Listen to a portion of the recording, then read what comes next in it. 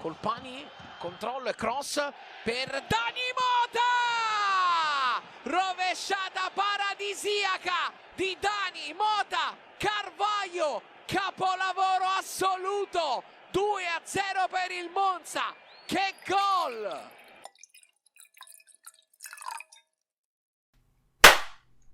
Hello and welcome back to another episode of Serie A Spotlight. This is episode 117 and we are hosts Matt and Jake, here to discuss all the happenings of Matchday 28.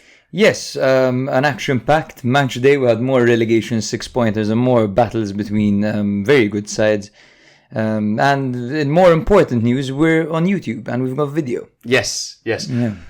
So far, it's the cheapest setup possible. Yeah. It's my iPhone and it's his girlfriend's ring light. But hopefully, through further investments and less holidays to watch pointless Serie A matches, no such thing, by the way, we'll be able to invest further and give you guys some better production. But until then, please be patient with us. Yeah, we have a few things in the pipeline, like the wall behind us will eventually be covered in...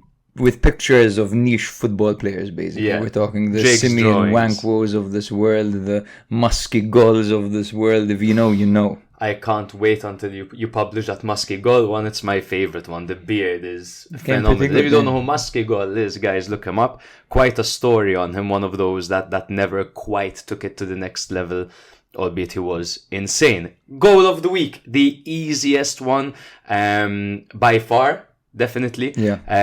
Dani Mota. I mean, what a goal. What a way to score. It's his year, man, Dani Mota. He's really stepped it up a notch. Last season was his first in Serie A with Monza. He had been with them all the way since Serie C, the lower leagues, and he stayed there along with Jose Machin.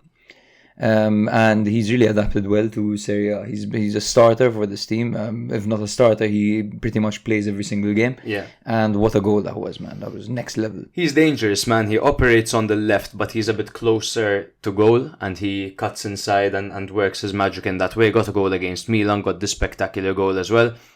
Blatantly nicked Leao's celebration. He blatantly nicked it. Leao, he did it against Napoli, and it was amazing. That celebration was amazing because Napoli were running away with it, and he was just like, it was amazing. But Mota nicked it. Fuck it, respect to him. At least he's being consistent with it, right? It was a worthy celebration for the moment, of course, after a goal like that. Yeah, definitely. Some honourable mentions, nowhere near the caliber of that goal, but Lapadula had an excellent goal. It's even cooler because it's Lapadula with his shirt tucked in, you know. Super cool goal. Sanabria. He channeled his inner Luvumbo. He did, man. Lapadula with Salernitana's high line of Fazio and Manolas shooting them in the bottom. Strangest arrangement. I don't get it. The strangest fucking arrangement. I don't get it. It's like, let's play the big boys to counter Lapadula, but we'll play a high line at the same time. Tony Sanabria, his first touch of the game was a ravusciata goal. Yeah. What ruined it is that Meret got a touch to it, and sometimes you just want to see the ball cleanly hit the back of the net, right? This was Mota's goal from Wish. Yeah, exactly. Cope Miners, the free kick routine, a Dutchman and a free kick routine. Those who know will know, obviously. Netherlands, Argentina. If you know, you know. If you know, you know. Spectacular goal as well. I was watching it with Bren, a friend of mine, Bren. Is it Ben or Bren? Well, his name is Brendan, but some people call him Ben and some people call him Bren. It depends on my mood, like. But I was telling him, why the hell isn't Cope Miners standing over this one? And he's like, well, Cope Miners typically takes on. All of a sudden, he plays the lateral ball and boom, Cope Miners smashes it. Did you resist the urge to tell him, told you? I never resist the urge to tell someone I told them so. When it comes to football and I have a point, I'm always making clear, you see what I told you before, like how it happened. Llorente, last minute equalizer for Roma. Roma have a tendency that their centre-back score amazing goals. Earlier this year there was Huijsen. Last year there was Mancini against Juve when Cesco was over at ours. He scored that from outside the area. It was mental. And now Llorente with this great goal as well. A rocket into the top corner in the dying moments. Last kick of the game, you said. Yeah, crazy. I'm not sure if it... I'm not sure if they kicked off and like passed the ball 2-3 times, but it was past the 94th minute and there were 4 minutes of the mood additional was time. set. Yes. We'll just say that. Yes, that was a brilliant game. Can't wait to discuss it. European updates. Yes, we have a few. Lazio have gone home. So Lazio have gone home, and I'm not sure, I think we already mentioned that to you guys. But Napoli have now been sent home after losing 3-1 to Barca last night away from home. They're losing 2-0, got one back. It seemed like they had a chance, but these kids of Barca, they're crazy. La Masia is really, honestly... And they had Gavi, they had Pedri, and they had De Jong all out. Everyone fucking injured. It's not like they chose to go out with the kids, man. But they did a great job, especially towards the end of the game. They really managed to pick up that momentum and kill the game. Tonight, yesterday, when you're watching this, is Atletico versus Inter. I wrote Juve on my notes for some reason, hence the but Inter won that first game 1-0. So we'll see what happens. You guys know and we don't, which is hilarious. Yeah. If we're still recording by the time it'll happen, we will give live updates and reactions. But obviously, for coefficient's sake, we do hope that Inter make it to the final and then lose. It depends who they're up against, man. Yeah. I'm all for Italian victories. Tomorrow night, Slavia Prague versus Milan. For all you Europeans, this game is happening quite early. In Maltese time, it's happening at 6:45 p.m. So Italian time is the same, so on and so forth. English time would be 7:45, so keep an eye out for that. There's also Atalanta. Obviously, Milan won that first game 4-2. Atalanta Sporting tomorrow as well. First game finished 1-1.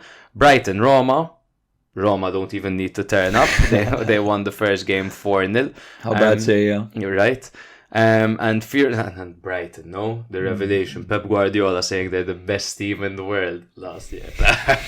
Okay, dog. And Fiorentina versus Maccabi Haifa. The first game was a 4-3 victory for Maccabi Haifa. For Fiorentina. They wish. Yeah. No, they got close. It took goals from all sorts of people towards the end of the game. I think Barak got the winner. It's like Barak hadn't scored in ages. Beltran scored, Enzola scored. Yeah.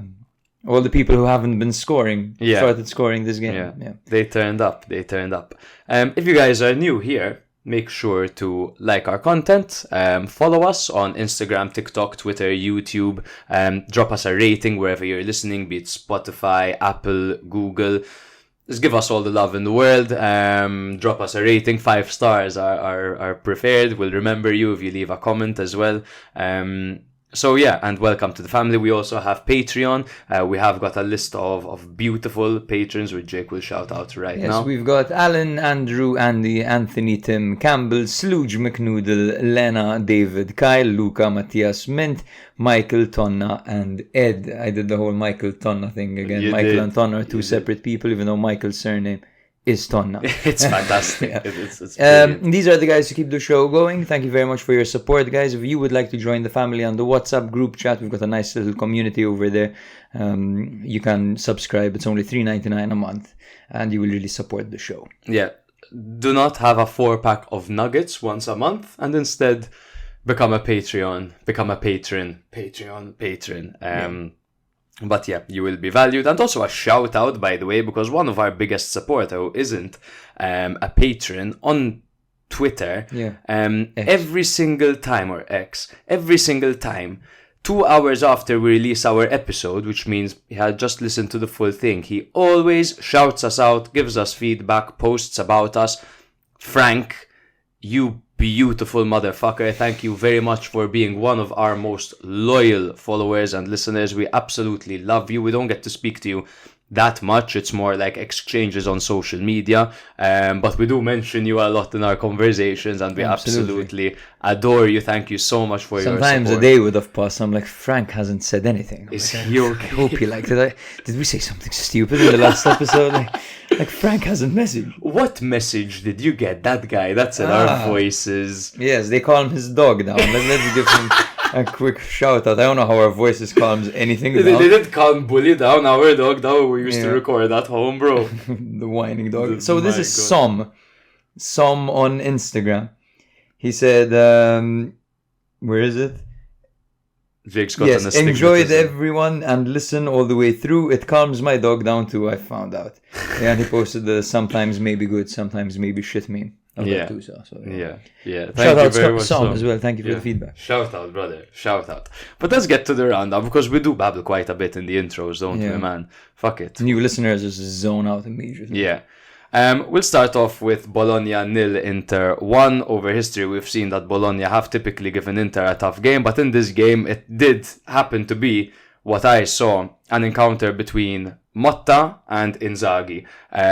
Two very clear style of play, and this time Inzaghi managed to shut down Motta's style of play, and subsequently Inter won that game. And they've lost Zirkzee for a month. Yeah, they've lost Zirkzee for a month. That is devastating for them. Juventus 2, Atalanta 2. Atalanta had opened the scoring. Juve sealed the comeback 2-1, but Atalanta managed to get one quite late on in the game. Milan 1, Empoli 0. It was a tough game for Milan, but a deflected Pulisic strike managed to get them over the line. It's about winning at the moment and not how you win. Fiorentina 2, Roma 2. Roma equalizing with the last kick of the game. Fiorentina having an excellent first half in particular, just an excellent game in general, to be honest. They looked much improved. Lazio 1, Udinese 2 for what was the shock of this match day. If you watched those 5 minutes in this game, you pretty much fucking watched the whole game. Because the rest was Lazio trying and not managing. Exactly. Sarri's been sacked. That's the headline. No, Sarri resigned. He resigned. Yes, absolutely. Yes, he's had enough. Apparently, he basically kind of asked the players to a certain extent, like, do you want me to stay? No one said no, but no one said yes. So no one asked him. He said, like, should I leave? No one answered, like, should I stay? No one answered either. So he's like, okay, then that's enough. And now they're considering who are the two names. One of them was Miroslav Klose, which would be crazy, like all for it, just to see Klose on the side. Exactly. And the other one, what an icon. Miroslav. And the other one wasn't an attractive name. Huh? It was, I can't remember who it is right now. I think I have it written later on though, so we'll mention it later on. Yeah, we'll get to that.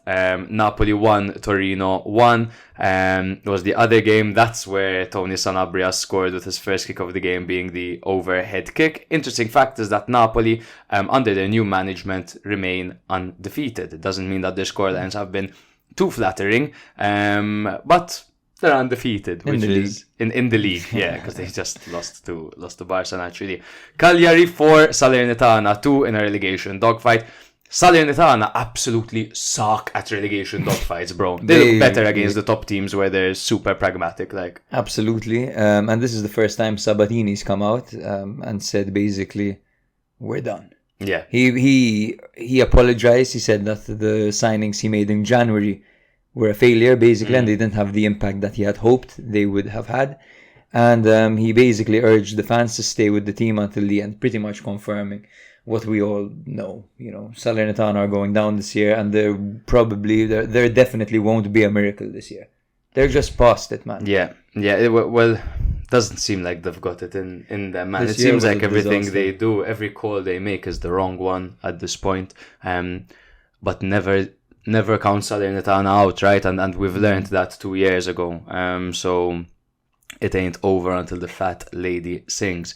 Lecce 0, Verona 1 had some drama, bro.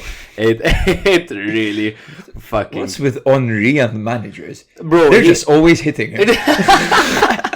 Who was it last season? Not last season, the one before. His manager had started screaming in his face. Zanetti. Zanetti. Yeah. Back at, was it Venezia? Yes. At Venezia. He started, Porco Dio, fucking shaking him and hitting him. Yeah. And now he was headbutted by D'Aversa. D'Aversa spoke out. What is like, look, apologies, but I didn't headbutt him. We went face to face. I didn't headbutt him. He didn't headbutt me. There was just some force going on.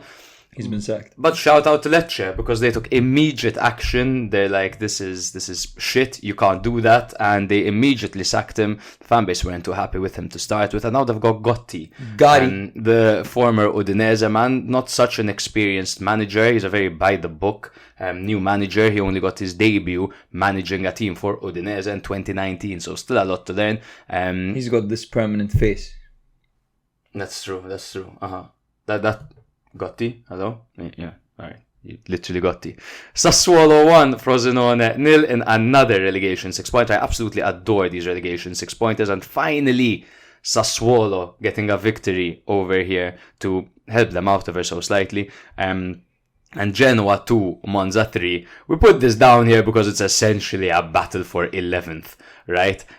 Bragging rights because Monza are the most successful debut team in Serie A, and perhaps Genoa want to nick that title from them this season, but it doesn't look like they're going to do so. Monza are good. Monza are good. They've got their own days, they've got their off days, but they're pretty damn good, man.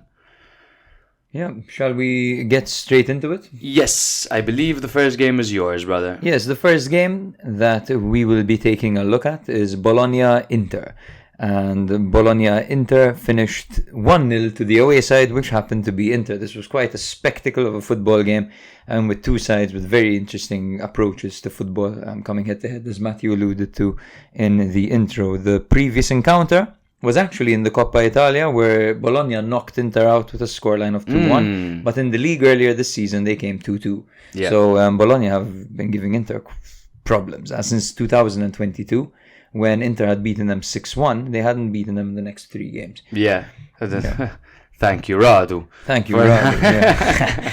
So Bologna's formation was the 4-1-4-1, or what is it sideways, bro? 2-7-2, brother. 2-7-2 sideways. 2-7-2. I'm reading it incorrectly. We've got Skorupski in goal, Posh, Kemal Lukumi, and Christensen at the back, with Freuler playing in the pocket behind the midfield, or in front of the defence rather. Odegaard, Abisher, Ferguson, and Salamakers were the midfield four, with Joshua Zirkzee up front. For Inter, it was a 3-5-2 formation with Jan Sommer in goal, Bastoni, Acerbi and Bissek were at the back, with Carlos Augusto on the left, Darmian on the right, with Mkhitaryan, Çalhanoğlu and Barella in the middle, with Sanchez and Thuram playing up front. The missing players from this game were Sao Mauro, Carlson, Cuadrado and Sensi. So everyone else was actually available, with Inter looking to rest some players. Yeah. Might as well, no? They've got that advantage at the top. They've got these guys hungry to make a difference, and it's always the replacements that win it for Inter. Literally. Always, man. It's uncanny how successful they've been with their depth. Yeah. In fact, Inter did dominate the first half. Bologna were pressing very aggressively and bravely, and Inter were slipping in behind, and they were quite dangerous. It was quite naive, to be honest, perhaps, by Motta to approach the game that way, and it could have been worse for them, to be honest. But they remained calm. They made a few individual errors, for example, Christensen losing the ball, and they almost conceded immediately, but they remained into the game. Eventually, in the 37th minute, though, Bologna did crack, as this is just what Inter do nowadays. Bastoni advances, he's the left centre-back, he crosses it in to the right centre-back, Bissek, who also advanced, who dunked the ball into the back of the net. Such a cool header, Brilliant header. He was like levitating off the ground, and he headed it downwards. Yeah. Smacked it into the back of the net. So such a sweet hit. Bissek said that this goal wasn't something that they had practiced on the training ground, and Inzaghi confirmed this and said basically that he owes this Inter team many dinners because of the work they've been putting on the pitch. In the second half, Bologna upped their game. Inter didn't take a single shot on target, and they kept trying to kill momentum, and they took more of a street-smart approach. It's very difficult when you go behind to Inter. You pretty much stand no chance to get back into the game. Yeah. Zirkzee had a good opportunity at the end of the game where he faked a pass and glided inwards, coming 1v1 against the goalkeeper, but the turn was so quick and swift that he couldn't really tee up the shot properly, and it was actually quite central, and the goalkeeper saved it without any problems, to be honest. So, bro, quite a few things we can discuss this game, to be honest. Let's start by discussing Bissek as a defender. He hadn't played in a while. I feel like he was featuring regularly, then kind of wasn't utilized as much anymore for a while. He's called upon again, and just like a glove, he fit right in again, and he made all the difference this game. Look, when it comes to Bissek, his profile is very good for a 3 at the back, right? Because he's got size, he's physical, and he is allowed to go forward more because Darmian and Acerbi are capable of filling in that space when he's going forward. I don't want to get carried away and overhype him, because we know we've seen like Malik Chow, for example, have a fantastic debut season and then fall short a little bit in the future. He's still post-injury, to be fair. Post-injury, yeah, but who knows what can happen with Bissek. But he's so well-rounded. The fact that at 23 years old, as a centre-back, he can be scoring these fantastic goals that veteran players score, it's a great sign. And, you know... It's improvised. It wasn't even training ground routine. It was just completely improvised by him. So he's very intelligent as well. And, bro, his technical ability is so good for a centre-back, you know. There was one game a few months ago, I forgot who it was against, but they kept playing him the ball by the line. He kept beating players, man. Like, you know, just they'd press him, 2 players, and he'd knock it past them and just play it back coolly, composed. Yeah. Such a good player. Yeah, no, he is fantastic. And what a coup it was by Inter, right? Everyone was like, who the hell is this guy? That's what Marotta gives you, eh? Yeah, precisely. Yeah, Inter have only conceded an impressive 5 in their last 10 games, despite changing the backline every single game pretty much. So again, it just goes to show that their depth has really, really worked out. On the other hand, you know, Bologna showed that they can pretty much give anyone in the league a game. The better the opponent, it's like the more they live up to the occasion. They conceded an avoidable goal, but didn't concede much when pushing for a winner. In fact, in the second half, Inter had no shots on target. So that's pretty impressive by Bologna.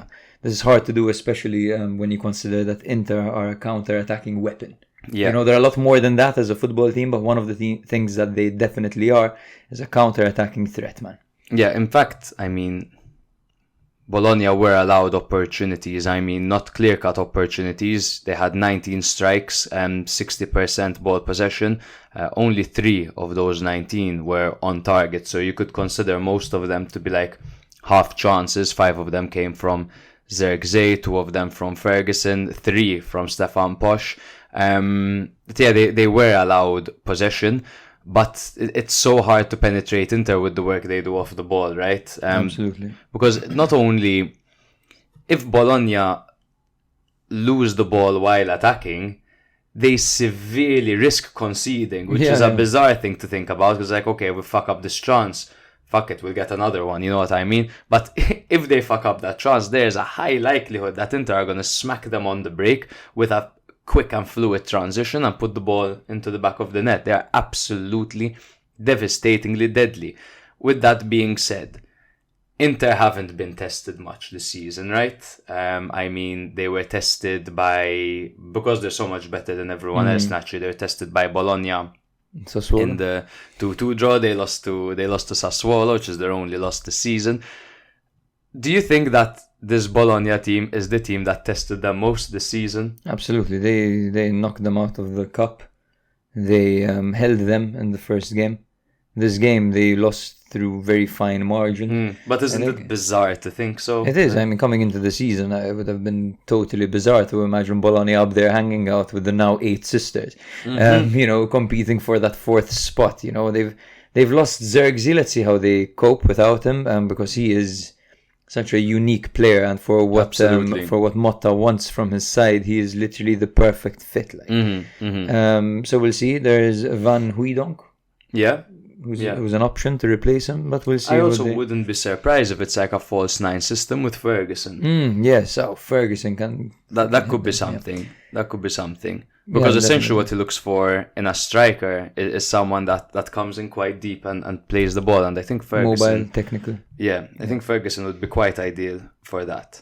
Absolutely, yes. Thuram did go off. I think he suffered quite a knock. I haven't really heard anything about it. Not sure if he's injured. I don't think so. You know, usually no news is good news. This stuff would be all over. The Milan group chats especially. Yes, bro. But when it just comes to depth, one more thing I'm going to mention before we can move on is that Sanchez and Carlos Augusto were 2 other players who came in to replace 2 very, very important players in Di Marco and Lautaro Martinez. The 2 most important players, I'd say. Boy, did they put in a shift, man. Carlos Augusto's a horse. Like Pongrich. Nay.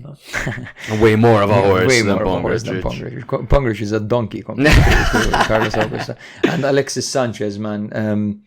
At one point, Vidal had come out and said how is Alexis Sanchez not playing at this Inter side? He's better than Mkhitaryan, to which everyone said, like, pipe down. But to a certain extent, Mkhitaryan is fantastic for the system, right? Because he's a great counter-attacking player, very intelligent, reads the game well. But Alexis Sanchez isn't far off. And prime Alexis Sanchez is a better player than Mkhitaryan, in my opinion. Prime Alexis Sanchez, bro, like, was incredible. Was competing with prime Eden Hazard in the Premier League. And he is, bro, he's still good. I know I've been saying this on the podcast a lot, but I think it needs to be mentioned, man. Sanchez is still a utility player, a good one. Technically, he's great. What I want to see is him playing more 90 minutes to see how he holds up across 90 minutes. Because obviously... If he has it in him. Yeah. Because I don't think he does, the type of player he's become nowadays. Exactly. That's my only curiosity, because there's absolutely no debate that he's got great close ball control, he's got great technique, he's got good vision, he's got good shooting. You know, he's a very well-rounded player, but it'll be interesting. Sorry, just to correct myself, he did give him 90 minutes here, so we actually played 90 minutes. I'll go and rewatch the tape to see if he was actually running at the end, or if he was just standing there. Because he just strikes me as someone that enjoys a Marlboro Red on the beach, you know what I mean? Just a beer and a Marlboro Red. Yeah, absolutely. Inter are in first with 75 points. It's all green for Inter. Their record is ridiculous. Troll football, is it? That like page that posts stupid memes? I guess. Troll football, yes. They posted like their last, or out of context football, one of those. They posted the last few games of Inter, the last, I don't know how many, just all win. It's crazy, man. It's gaining recognition. You know, Inter are a bloody good side this season. On the other hand, Bologna are down in fourth, or up in fourth, rather, let's be positive, with 51 points, 3 points ahead of Roma in fifth. It would be interesting to see this Inter go head-to-head with some of the greatest teams that have won Serie A, right? At least in the last decade. So if you put them up against 2014, 2015 Juve, if you put them up against Napoli of last season, put them up against Milan of 2 years ago, I think they would smack the shit out of them. But it would be interesting, because I genuinely believe that this Inter side is one of the greatest that has graced Serie A. In recent history, absolutely. No, you're not going to compare them to Milan of the 80s, for example. But the record speaks for itself. They are they can very much break the record to become the team that has had the best season in Serie A history. Yeah? Now you tell me, okay, but in the 80s and the 90s and the early 2000s, every team had a legend. Every team was fantastic. The standard was higher. But regardless, this team is about to become, no matter what, one of the most successful teams that has ever graced Serie A. Yeah. Next game, Juve 2, Atalanta 2. Juve coming off a 2-1 loss to Napoli, whilst Atalanta were coming off a 2-1 home loss to Bologna. Now, after this game, Atalanta are winless in 4 Serie A matches, where they had 2 draws and 2 losses. The previous encounter between these two sides was a 0-0 draw. 2 top teams struggling for form. Juve dropped down to 3rd place behind Milan after just 1 win in 7 matches, whilst Atalanta sank down to 6th after failing to win their last 4. Vlahovic was suspended, with Rabiot, Alcaraz, Perin and De Sciglio injured. McKennie returned to the midfield after dislocating his shoulder. 3-4-2-1 formation for Juve, with Wojciech Szczesny in goal and a backline of Danilo, Bremer and Gatti. Illing Jr. started out on the left with Cambiaso out on the right, some young legs over there, Miretti and Locatelli in the middle, Chiesa and McKennie playing behind Milik, seeing McKennie showing his versatility, playing closer to goal and actually having a great game. Also a 3-4-2-1 formation for Atalanta, with Carnesecchi in goal and a backline of Jim City, Hien and Scalvini. Zappa, Costa and Ruggieri out on the flanks, with Ederson and Pasalic in the double pivot, with De Ketelaar and Cope Miners playing behind Scamacca back in the team. Now in the 35th minute, Cope Miners opened the scoring. It was a free kick routine which saw Pasalic play a horizontal pass to Cope Miners, who struck the ball first time into the top near corner. Like I said earlier, I was wondering why he wasn't standing over the set piece, but he did this really good thing where, because it was like positioned for a cross, all the Juve players tracked back in order to win the header from a potential cross. But he hung back, no one picked him up, he was in acres of space, and he just smashed the ball into the back of the net. 65th minute, Juve got one back through Cambiaso. It was a great passage of attacking play, which ended with Cambiaso toe-poking the ball past Carnesecchi, following a great through pass by McKennie. Some great vision there by the American. And 5 minutes later, Juve made it 2-1 through Arkadiusz Milik. It was Illing Jr.'s cross, which was cleverly delivered and chested down by McKennie, laying it off perfectly to Milik, who struck a powerful volley into the back of the net, following a touch by Carnesecchi. Juve lead, and another assist by McKennie. McKennie bagging 2 assists over there. 4 minutes later, however, Atalanta equalised through, once again, Teon Coop Miners. Jim City, who took a more offensive role after Scalvini was substituted, played a great through pass to Coop Miners, who finished past Szczesny without problem in order to make it 2-2. Fantastic game. A game of moments, really. There were moments where I thought that Atalanta looked the stronger team. There were moments where I thought that Juve looked the stronger team. One interesting fact that I came across was that Atalanta are unbeaten at the Allianz since 2018. Wow.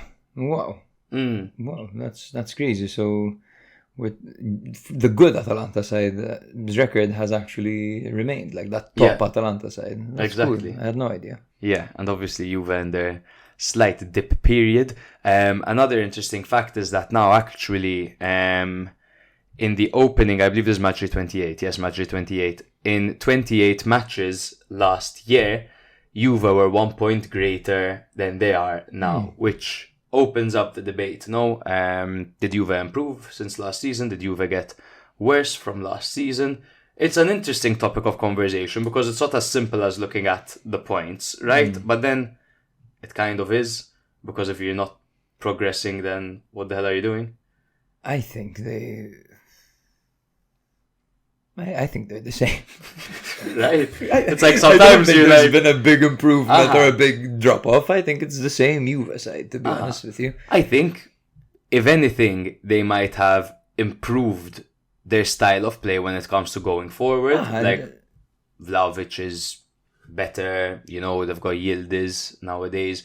They're finding more goals, they're scoring more goals, I believe. They're not as tight, I believe. But then defensively, they're conceding more, right? Yeah, they were much more solid last season defensively. That's for sure. But yes, no big difference, I think, from season to season.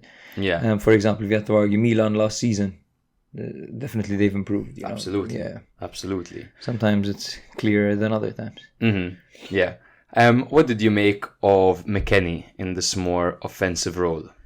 Man, McKennie has just impressed me so much, man. I didn't think that he had this level of play in his locker. Yeah. Especially seeing him in his first season with Juve, and then watching him going off to Leeds and all that, getting relegated over there, coming back. I thought they were going to ship him out and would never see him again.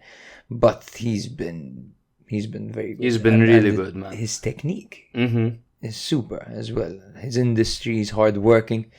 You think he's given enough credit, McKennie? Especially like this season, everyone's still talking about Rabiot, everyone's talking about Vlahovic, but McKennie has been consistently, I would say, one of Juve's best players.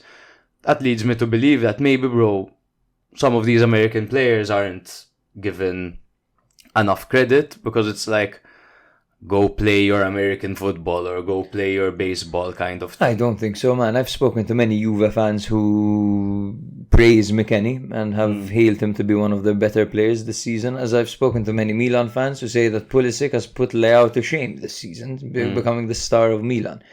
I think people don't have a problem with American football players as long as they perform to the level that the fans want, of course. I think, yes, if they flop, they are made fun of more viciously. The fact that they're American, go... Damn it, guys, coach is right! Pass me the goddamn soccer ball! Well, we have to be careful because 70% of our listeners they're American. And that's Boston. That's what I'm going to say, man. Americans are some of the best people to talk football with. Yeah. I love talking football with Americans. They're so passionate as well. Shout out Boston. Shout out Philly, baby. Come on. Yeah, I don't think that the stigma is very much there. Especially, you have Americans in every league right now. The USA national team is full of players who play in Europe. Yeah. Yeah. They've definitely increased their level. Yeah, I think so. It's been a long time coming, no, since the Donovan days. Landon Donovan, Clint Dempsey as well back in the day. Who was a goalkeeper? Was it Tim Howard? Tim Howard. Yeah. Yes, he had the record for the most amount of saves in a World Cup, in a single World Cup game. Yeah, that crazy amount of saves, bro. Okay. It was. Do you remember the number roughly? I want to say 7, but it doesn't sound that crazy, man. It doesn't sound that well. That's 7. Like I've seen Ochoa 9 every single week. Who has, by the way, become the first Mexican goalkeeper in Europe to what was it? The first Mexican goalkeeper to concede 1,000 goals at club level, something like that. Shout out Mexico! Milik scored his first goal in 5 months, ending his drought. 5 months is crazy. Last season, there was a point where they were playing him alongside Vlahovic up front when, Chiesa was injured. Shocker. But he was very good last season. It's crazy he went 5 months without a goal, but this would be good for his confidence. He's a good striker, man. He is a very good finisher, one of those natural finishers, and you can pretty much give him the ball high, low, and he'll find a way to get it in. And he's opportunistic as well. I just don't think it's been his season, and the fact that Vlahovic has popped off so aggressively doesn't help him at all. To be honest, Milik couldn't really find his footing either when Vlahovic was quite quiet. Yeah. He wasn't doing well at the time. But I think Milik is definitely deployable as a striker. Definitely. Just to hop over to the Bergamo side of the conversation, Coke Miners. That was an audition, for you. It was. They want him. United want him. United have taken a liking to Atalanta. It seems like they finally found out these guys know what they're doing. Actually, they had signed someone before. Was it Toure? Traore. Yes, I make that mistake too much for my own good, man. Careful, bro. But yes, I'm surprised they're still shopping there. They've been ripped off. Why? Because they spent, what was it, 40 million on Højlund? No, on the one you just mentioned. They had spent 40 million on him or something just for him to be playing with the reserves for a while. Yeah. With the kids. Yeah. Højlund, to be honest, is doing very well. So they love him at United, bro. Rasmus. He's a good player. I mean, even the type of person he is, the way he carries himself, he's humble, he's down to earth, he's kind of bashful to a certain extent. He makes you like him, he makes you support him. His goal celebrations, they're so not rehearsed. Bro just fucking freaks out. No idea what he's doing. There was one in particular he scored in the last minute for United and he lost his absolute nut, bro. It was amazing. We're on video, you can imitate it. Oh, I mean, what am I gonna do? Start? I forgot we're on video, bro. Yeah, man. I've just been hunched over looking at my iPad. Hey, I have to get used to this. But he's got 10 goals this season, man. Coke Miners, 10 goals and 3 assists. Where does he rank? Best midfielders in Serie A.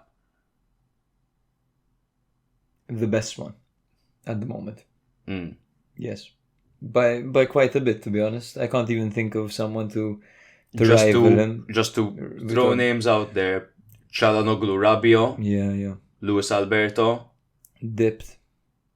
Yeah. Benasser hasn't really been consistent this season. Barella. Struggled with injuries. Barella as well had a bit of a bad start. Pellegrini's just come back now after disappearing under Mourinho.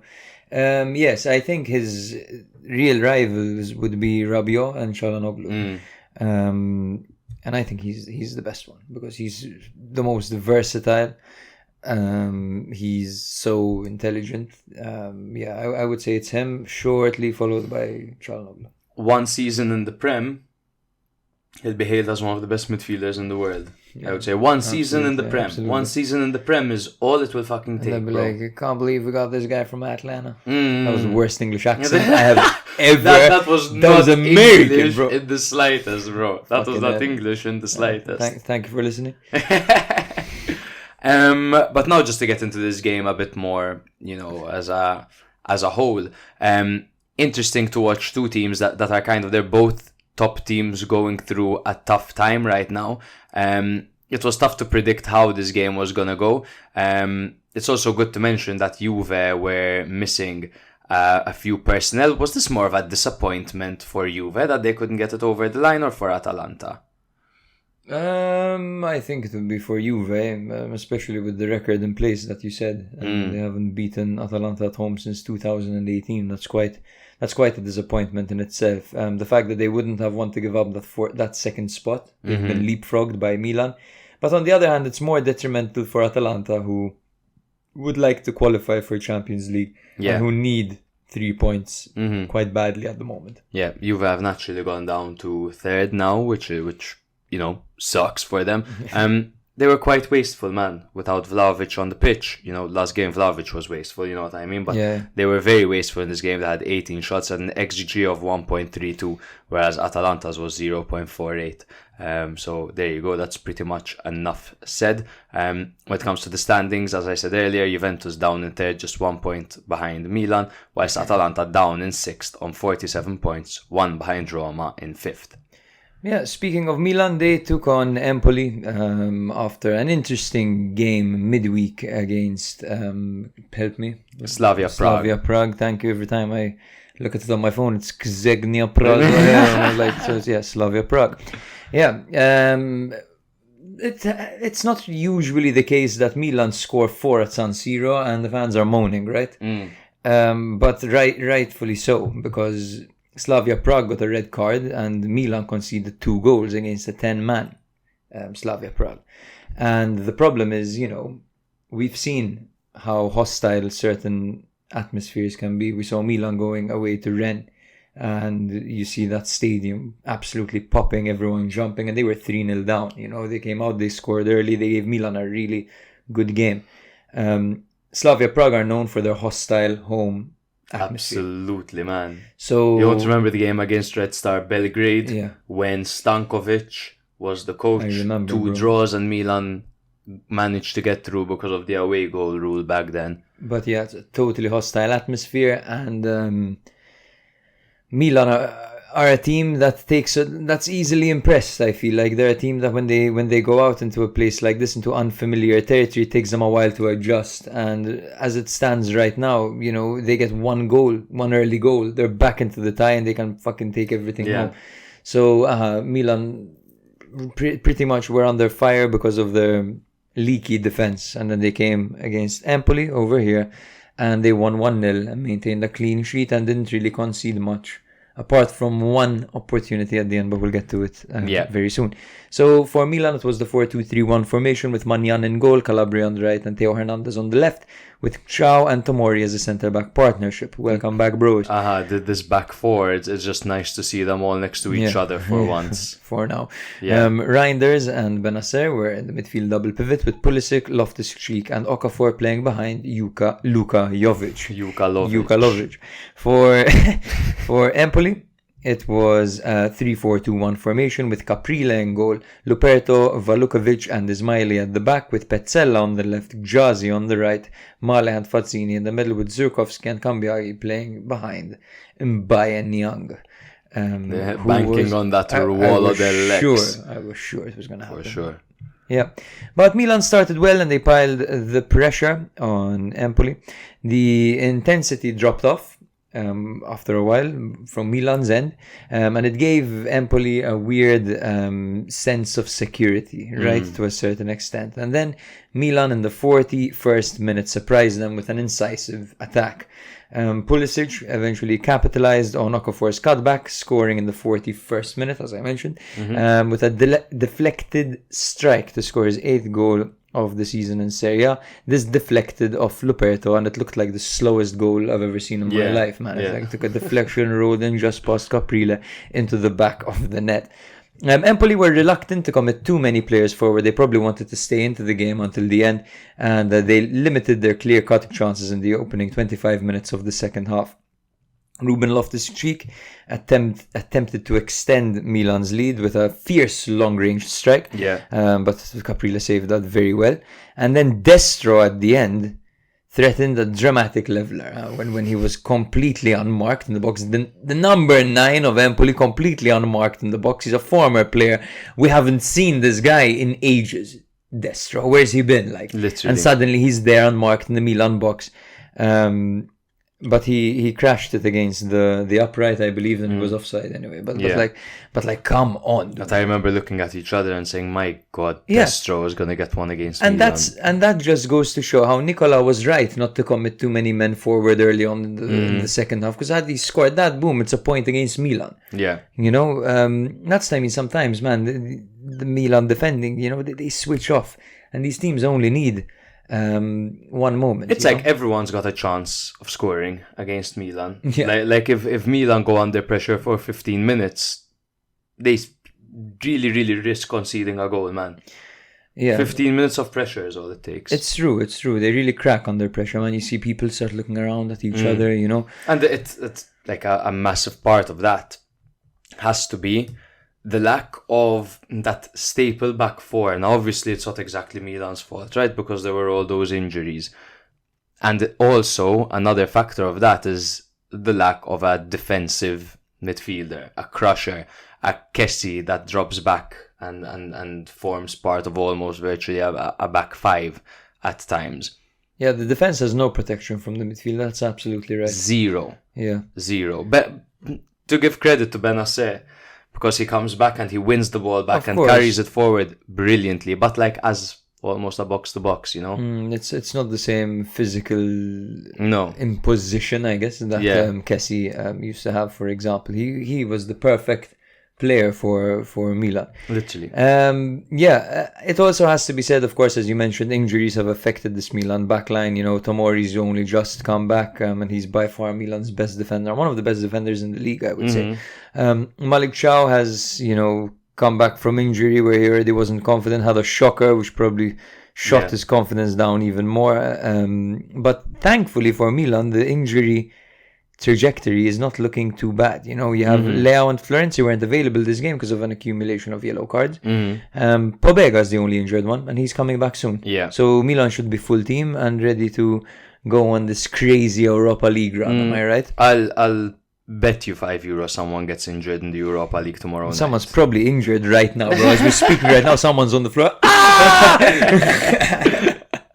Yeah, the only one unavailable for Empoli was Grassi, by the way, who is quite he's a decent player. Nothing to really write home about. Yes, but what was important for Milan to do this game was to get the 3 points. Yeah. And a clean sheet would have been the cherry on the icing on the cake, and they got that as well. So in reality, there isn't anything to complain about from this game. Mm-hmm. Yeah, no, totally agreed. Like I said earlier, I mean, at this point, it's about getting the 3 points. It really, really doesn't have to be sexy, man. You do what you have to do to get those 3 points. Empoli are a team that, at the moment, they had this revitalization under Davide and Nicola. They dropped the ball in the last game, which, in my opinion, would only make them more hungry to go to Milan and grab a point over there. And after they went a goal down, they knocked, they threatened, but Milan showed an element of composure and managed to get the ball over the line and subsequently, obviously, bypassing Juve. For me, a standout player, and I was really happy to see him play well, man, was Noah Okafor. I think Okafor was very, very good, man, along that offensive line. Not to mention, I think Benacer was back to his best. Yeah, against his ex-team as well, because Empoli were the team that actually gave him a platform in the top league. Yeah.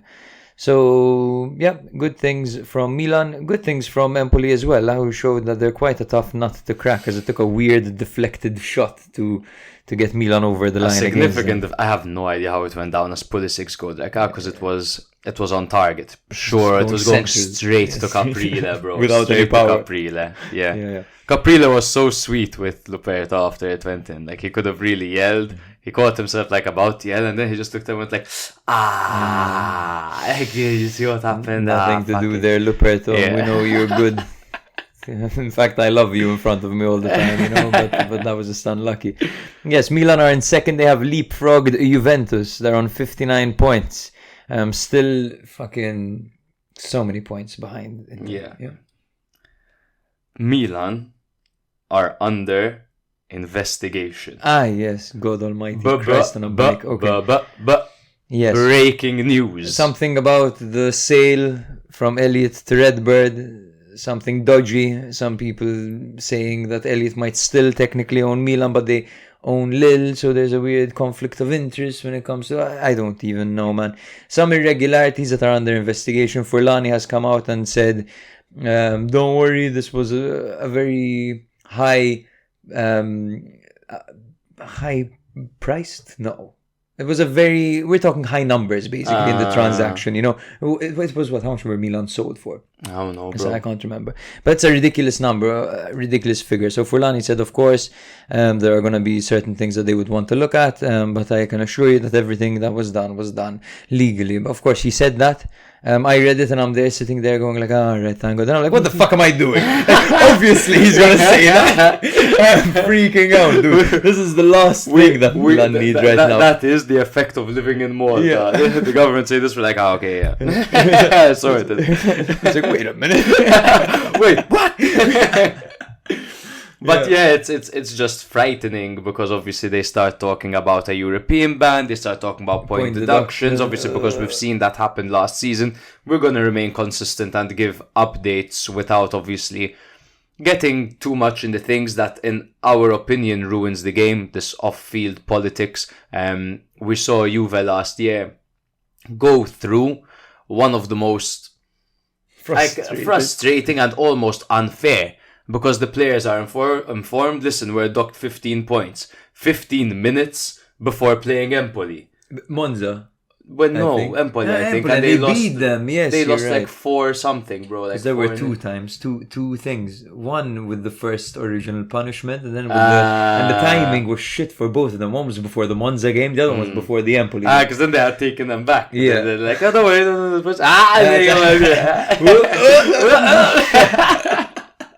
They really respect fucked to them Juve up. fans, man. Loads. Actually, you know what, man? 9 years of winning the league. 9 years of winning the league. It's You still pure have to feel ecstasy for them, compared Jake. to You the still- agony of one season last year. yes, Granted, it sucked, but yes. 9 years of winning the league. I mean, must have gotten boring for them, man, you know? You know, the rest of Serie A, they win the league and then they hardly qualify for Champions League. Yeah. Look at Milan last can season I- and Napoli this season. Can I fucking say something? Yeah, that's your podcast. Juve, under investigation, they get docked the Oh, points. here we go. Milan under investigation now. Milan finally managed to balance their books after being in debt for ages, and everyone's keeping an eye on Milan because they can't pay players certain amounts because they don't have the income from the stadium, because they're significantly in debt after the Chinese ownership. Go look at Inter for a second, just go to page 100 out of the 1,000 of pages that there are, and then see if you find anything. Because if we're what are you doing? Zhang, man, If is known to be bankrupt. If No, we're talking financial disarray back in about China. financial irregularity, so on. So have a look, Bro. have a look. I am not one to conspire. I'm not into conspiracies. In fact, I will refrain from commenting, but many people are using the term Marotta League nowadays, and that's all I'm going to say. Some people are. No. Whatever, we're not gonna. I think Marotta is the guy holding them together, by the way. I think he's the guy keeping them afloat, stopping them from having to make big sales, you know. I think Marotta leaves, Inter might be in the shitter, but it'll be a long time from now, because when everything's going well, everyone's happy. Yeah. And therefore, just to be Marotta's probably clear, happy. and just to be very, Inter are obviously miles ahead of any other Italian team in the league. They're miles ahead of fucking many of the teams that are considered to be the best in the world, right? Inter are a super fucking advanced team, and it would be a shame, right, to see them suffer the consequences of politics as well. So just to make that clear that we're not out here. It's just something you don't want to see in the game, eh? I mean, you want to be rewarded for what you do on the pitch, not what happens with the fucking lawyers and the accountants and all that crap. That's behind the scenes. That is the reason. The reason people watch football is to stay away from the stuff. Politics, I have not accounts. once cared about an accountant. I've not once cared about an accountant, about a lawyer, about anything like that. Bro has no friends. Anyway, Fiorentina 2, Roma 2. This was a really fun game to watch. Fun because, two attacking sides. And yeah, putting once again Daniele De Rossi to the test. Fiorentina were coming off a 0-0 away draw to Torino, whilst Roma were coming off a 4-1 away win over Monza. The previous encounter was a 1-1 draw with Roma at home. Both teams were fresh from European victories on Thursday as Fiorentina beat Maccabi Haifa 4-3. And Roma got their fingers like this, Got Brighton and they just absolutely like that, bro. That's exactly what Roma did to Brighton. 4-0. I don't think so, because that's like the standard feel good. This was a 4-0 thumping. I think it was more like, Yeah, this. Yeah, this. That's it. Just that. That's exactly what happened. For those of you that don't know what we're doing, go check us out on YouTube. Woo! Belotti faced his, I would say, former club, but it's his current club, isn't it? Because he's out on loan. Beltran was suspended and Kwame injured. Martinez Cuarta and Arthur Melo returned to the squad. Christensen sat out a ban, with Abraham the only one left on the treatment table. Intriguingly, Roma switched to a 3-5-2 formation, or a 3-4-2-1 rather, for this game, with Svilar in goal and the backline of Mancini, Llorente and Indica. Angelino out on the right, with El Shaarawy out on the left. Paredes and Cristante in the pivot, with Dybala and Aouar playing behind Lukaku. There's a 4-2-3-1 formation for Italiano's men, with Terracciano on goal and a backline of Biraghi, Ranieri, Milenkovic and Coyote. Mandragora and Lopez in the double pivot, with Sotil and Gonzalez on the wings and Bonaventura playing behind Belotti. Now in the 18th minute, Fiorentina opened the scoring through Ranieri. It was Lopez's cross that was flicked on by Nico and headed in by Ranieri quite well. In the 33rd minute, DDR made his first substitution of the game, a very early substitution, 33 minutes in, with Huijsen entering for Mancini, who was booked in the 6th minute. After the game, De Rossi explained that he felt that the Italian was being baited into receiving a second yellow, obviously because everyone at Fiorentina must at least have half a brain cell, right? So that's exactly what you do after Mancini has been booked. 1 minute later, in the 34th minute, Sotil's header hit the post after a square header by Belotti, putting him on a plate. In the 38th minute, Paredes had to clear the ball off the line after an attempt at the far post by Belotti. At this point, Belotti is just like, he wants to get that Ruolo del Legs goal. Fiorentina at this point, they're really attacking Roma. The first half was all Fiorentina, so De Rossi entered the second half in his more familiar 4-3-3 formation. As a result, Roma looked more dangerous from the get-go, with Cristante forcing Terracciano onto a crucial save in the 52nd minute, and in the 57th minute, Roma made it 1-1. It was Angelino's cross that took a bobble off a defender but still landed to Aouar, who scored with a looping header into the top corner.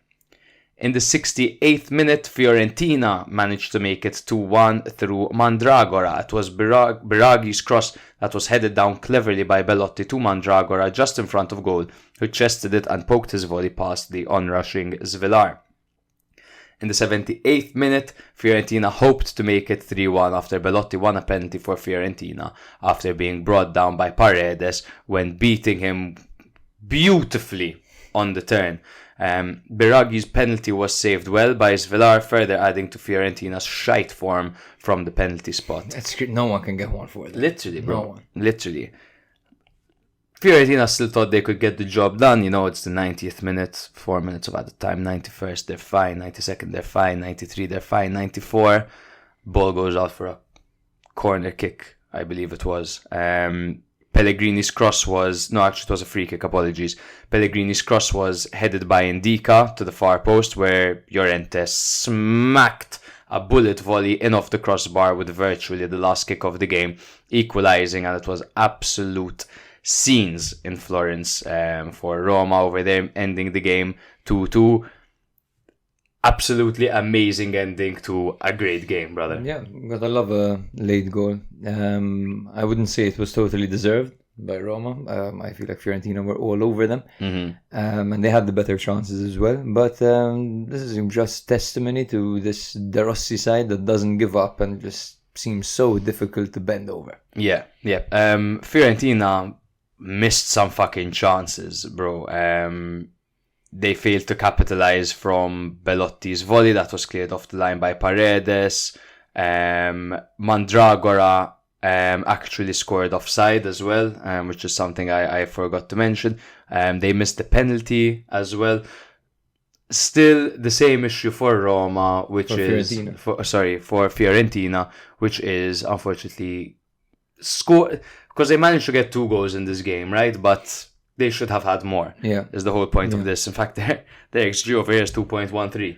Yeah, I really liked what Belotti had to offer, to be honest. And to be honest, usually, bro, these guys struggle to even create. They struggle to get that XG up because they don't create opportunities. The way they set up for this game, they were creating so many opportunities. Bro, Belotti, look, I write my notes in quite some depth, right? This is all I wrote. Fucking Gallo. El fucking Gallo, bro. He's good. He's good. Hey, people forget what he's all about, this guy. He's a good striker. So smart, bro. Yeah. He's so smart. Did you see what he did to Paredes when he won the penalty, bro? He was just like, oh, and he just turns past him, and Paredes is like, fuck this, and he trips him. He's like, what can I do, man? But he was the reason Mancini was subbed out early was because of Belotti. He was beating him in every 50-50, every duel. And going down at his feet. And taking on a player like Mancini is hard, man. Yes, you need to have a pair of balls to take on Mancini because that guy is a fierce competitor. And he's the captain, and for him to be subbed out early in the first half just goes to show how well Belotti was actually doing, you know. Yeah. And how De Rossi notice that Belotti has literally got underneath Mancini's skin, and if I leave him out there, he's going to get sent off. He's going to get my defender sent off. The striker. Exactly. Yeah. I think what Belotti really manages to offer to Fiorentina is basically this. If your striker can't score, at least make sure that he is making other people score. And the amount of times he was putting his teammates on a plate, going to the far post and guiding his headers, guiding his volleys into the center of the box, putting the ball on a plate for his teammates, he was just constantly creating chances, man, which is something, what did we always say about Fiorentina? That they are not a creative team, that they lacked that creativity to create chances. And Gallo has come in now, and against Roma, against such a strong team, against his former team, which let's keep in mind that he would have wanted to perform extremely well in this game, but he had a magnificent performance, man. Magnificent. Absolutely. And I do think that his industry plays a big part in this, because if you look at the strikers since Vlahovic who have come in and flopped, you look at Luka Jovic, you look at Beltran, and you look at Nzola, and you look at Cabral. Cabral maybe is the only exception over here. But these guys aren't going to go out there and just put their heads down and run and grind everything out for you, you know? They're not that type of striker. And I feel like that's what this Fiorentina needs. They need someone who's going to challenge these defenders, who's going to push them, who's going to force them to make quick decisions, maybe the wrong decisions, so that the players behind the strikers who are very capable, Nico Gonzalez, Bonaventura, Mandragora, they can all smack it, you know?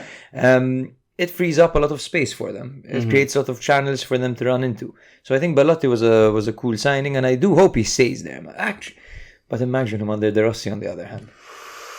But there's Lukaku. Yes, it's true. Yeah. But happy this has happened. He's doing very well. Well, Lukaku's off to Saudi Arabia next year. I bet you all, what do you want? Leave it. I'm not doing it. But he's so off to Saudi Arabia, Lukaku, next year. We did the Juve game and I didn't praise Cambiaso, so I'm going to praise him now. Okay. Cambiaso was very good. Yeah. He is so two-footed. I didn't even know which was a stronger foot at one point. I was like, wait a minute. I don't know. Which is his stronger foot? I don't know. His left is right. Tell us. I would say he's left-footed primarily. Look it up. I have absolutely no idea because he plays on the left. He plays on the right. I think he might be left-footed. But to me, Cambiaso, if Italy start in a 3-4-3 or 3-5-2 formation, he might be my starting wing-back, man, for the Italian national team. Foot both. Both? What is this? It could be, bro. He's both-footed. I know someone, I'm like, we're playing a five-a-side. I'm like, bro, like, which is your stronger foot? He's like, both. I'm like, what a fucking wankery answer. Like, just tell me, like... So you're telling me, if I had to strap you to a chair and get a chainsaw and say, I'm gonna rev off one of your feet, one of your legs. He goes, you wouldn't choose one. Choose one, bro, no Choose problem. one, doesn't matter. Take one. But then, I made him shoot a ball with his right and shoot a ball with his left. It was the exact same fucking thing, man. The exact bro same was thing. Cambiaso. Literally. Apparently he just spent a season playing with his left, like he used to play with his right, then he just spent season, let me try with my left, like I don't think he just started using it. Everyone's like, you're terrible. He's like, no man, I'm playing with my left. It's true, until he got used to it, he must have been fucking god awful, man. Zvilar, huh? Look at my The notes. next one? Yes, Zvilar, an upgrade from Rui Patricio, in my opinion, at least in the little kind of case study that we have of Zvilar's performances. He has made, what did we say about Rui Patricio? It was, we haven't seen him pull off great saves. Okay? What have we seen Zvilar do? Pull off great saves. Pull off great saves.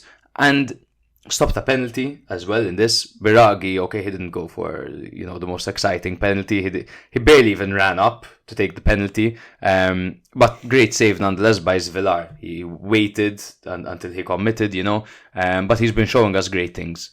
Yeah, formerly with Anderlecht and Benfica, only 24 years old, and is Serbian, so he actually would be competing with Vanja Milinkovic-Savic for that starting. He had a fantastic game. He had a fantastic game as well. Two good keepers, huh? Just one more comment. Daniele De Rossi's halftime switch to a 4-3-3 formation is when, Roma managed to get back into the game. I don't mind managers trying something new. And adapting to maybe the team in front of them. But this was weird. I don't know what he was looking to achieve by putting Angelino as a right wing back, playing El Shaarawy as a left wing back. It just seemed a little bit odd, and Roma didn't look good at all in the first half as a result of that. So it's just that decision making going into the game where he had time to consider and think about it. I just found it to be quite weird, man. I assume the approach would be to neutralize Fiorentina's attacking prowess early on. Maybe he knew that they were going to come out gun-ho. Didn't really work. He would have hoped that his team are a bit more used to a three-at-the-back formation after playing right? under Mourinho. Yeah. But apparently fucking not. But this was an excellent game, very thrilling from a neutral perspective. Who doesn't love a last-minute equalizer? Fiorentina probably. Roma are in 5th on 48 points, which might just be enough for Champions League if the coefficient remains as it is. Even though Italian teams are dropping like flies now, Napoli and Lazio out in a week. That's fine. Well, I think Italy's still first by some distance. Whereas Fiorentina in 8th on 43 points. You said it's become the 8 sisters. I'd say it's the 9 sisters, bro. There's Fiorentina, Lazio, Napoli, Atalanta, Roma, Bologna, Juve, Milan, Inter. That's a top 9 if I've ever seen one, man. Yeah, absolutely. Also, shout out to Ranieri, who has 5 goals in all competitions this season and has benched Martinez Quarta. Amazing. Lately. Yeah, amazing. He's doing very well. Top stuff. Yeah, Lazio hosted Udinese and lost 2-1. Yes, the previous encounter of this game was a 2-1 win the other way around for Lazio. The lineups, we're talking Provedel in goal, who had a tragic game. Not because of his performance, but poor Provedel. We'll get into it very soon. Lazzari was on the right, Hisa was on the left. Hila and Romagnoli were the centre-back partnership. I am so impressed by Mario Hila, by the way. Vesino, I have a habit of pulling out my talking points while I'm reading the lineup. Vecino, Cataldi and Luis Alberto were in the middle with Felipe Anderson out on the right, Zaccagni out on the left and Ciro Immobile up front. Okoye was in goal for Udinese, as he tends to be lately. New in pairs, Gianetti and Ferreira were at the back, with Camara on the left, Pereira on the right, Payero, Zarraga and Lovric in the middle, Zarraga coming in to replace Wallace. Lorenzo Lucca was up front with the ever-impressive Florian Thauvin. You remember Gianetti from season 2 of Love is Blind? Was she the Italian girl? Yeah, Giannetti Pinelli. Yeah, I remember her.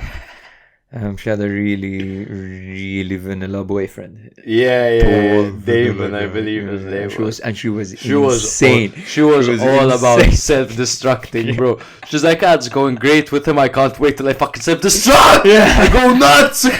Everything's perfect right now. Maybe too perfect. This is the trash our girlfriends make us watch, and we pretend we don't like it, but we sit there and we don't stop watching. No, there's the game, babe. No, the game. Don't worry, we'll put it on the iPad. So she's with him. So Lazio dominated for the first half. Udinese did grow into the game, and they were actually the more dangerous side in the last 15 minutes of the first half. And they also had the better chances, with Gianetti, speaking of, forcing Provedel into a very good save off a header. It was one of those saves where he jumps up and falls backwards and knocks it over the bar. Fantastic save. He was having a good game, too bad he self-destructed later. Yeah. And Lovridge got close with a rocket that powered into Provedel. Zaccagni was lively, and Luca displayed very good hold-up play in the first half. I say this every single freaking episode. That Luca, you said Luca. It sounded like you said Luca. It could be I said Luca. Luca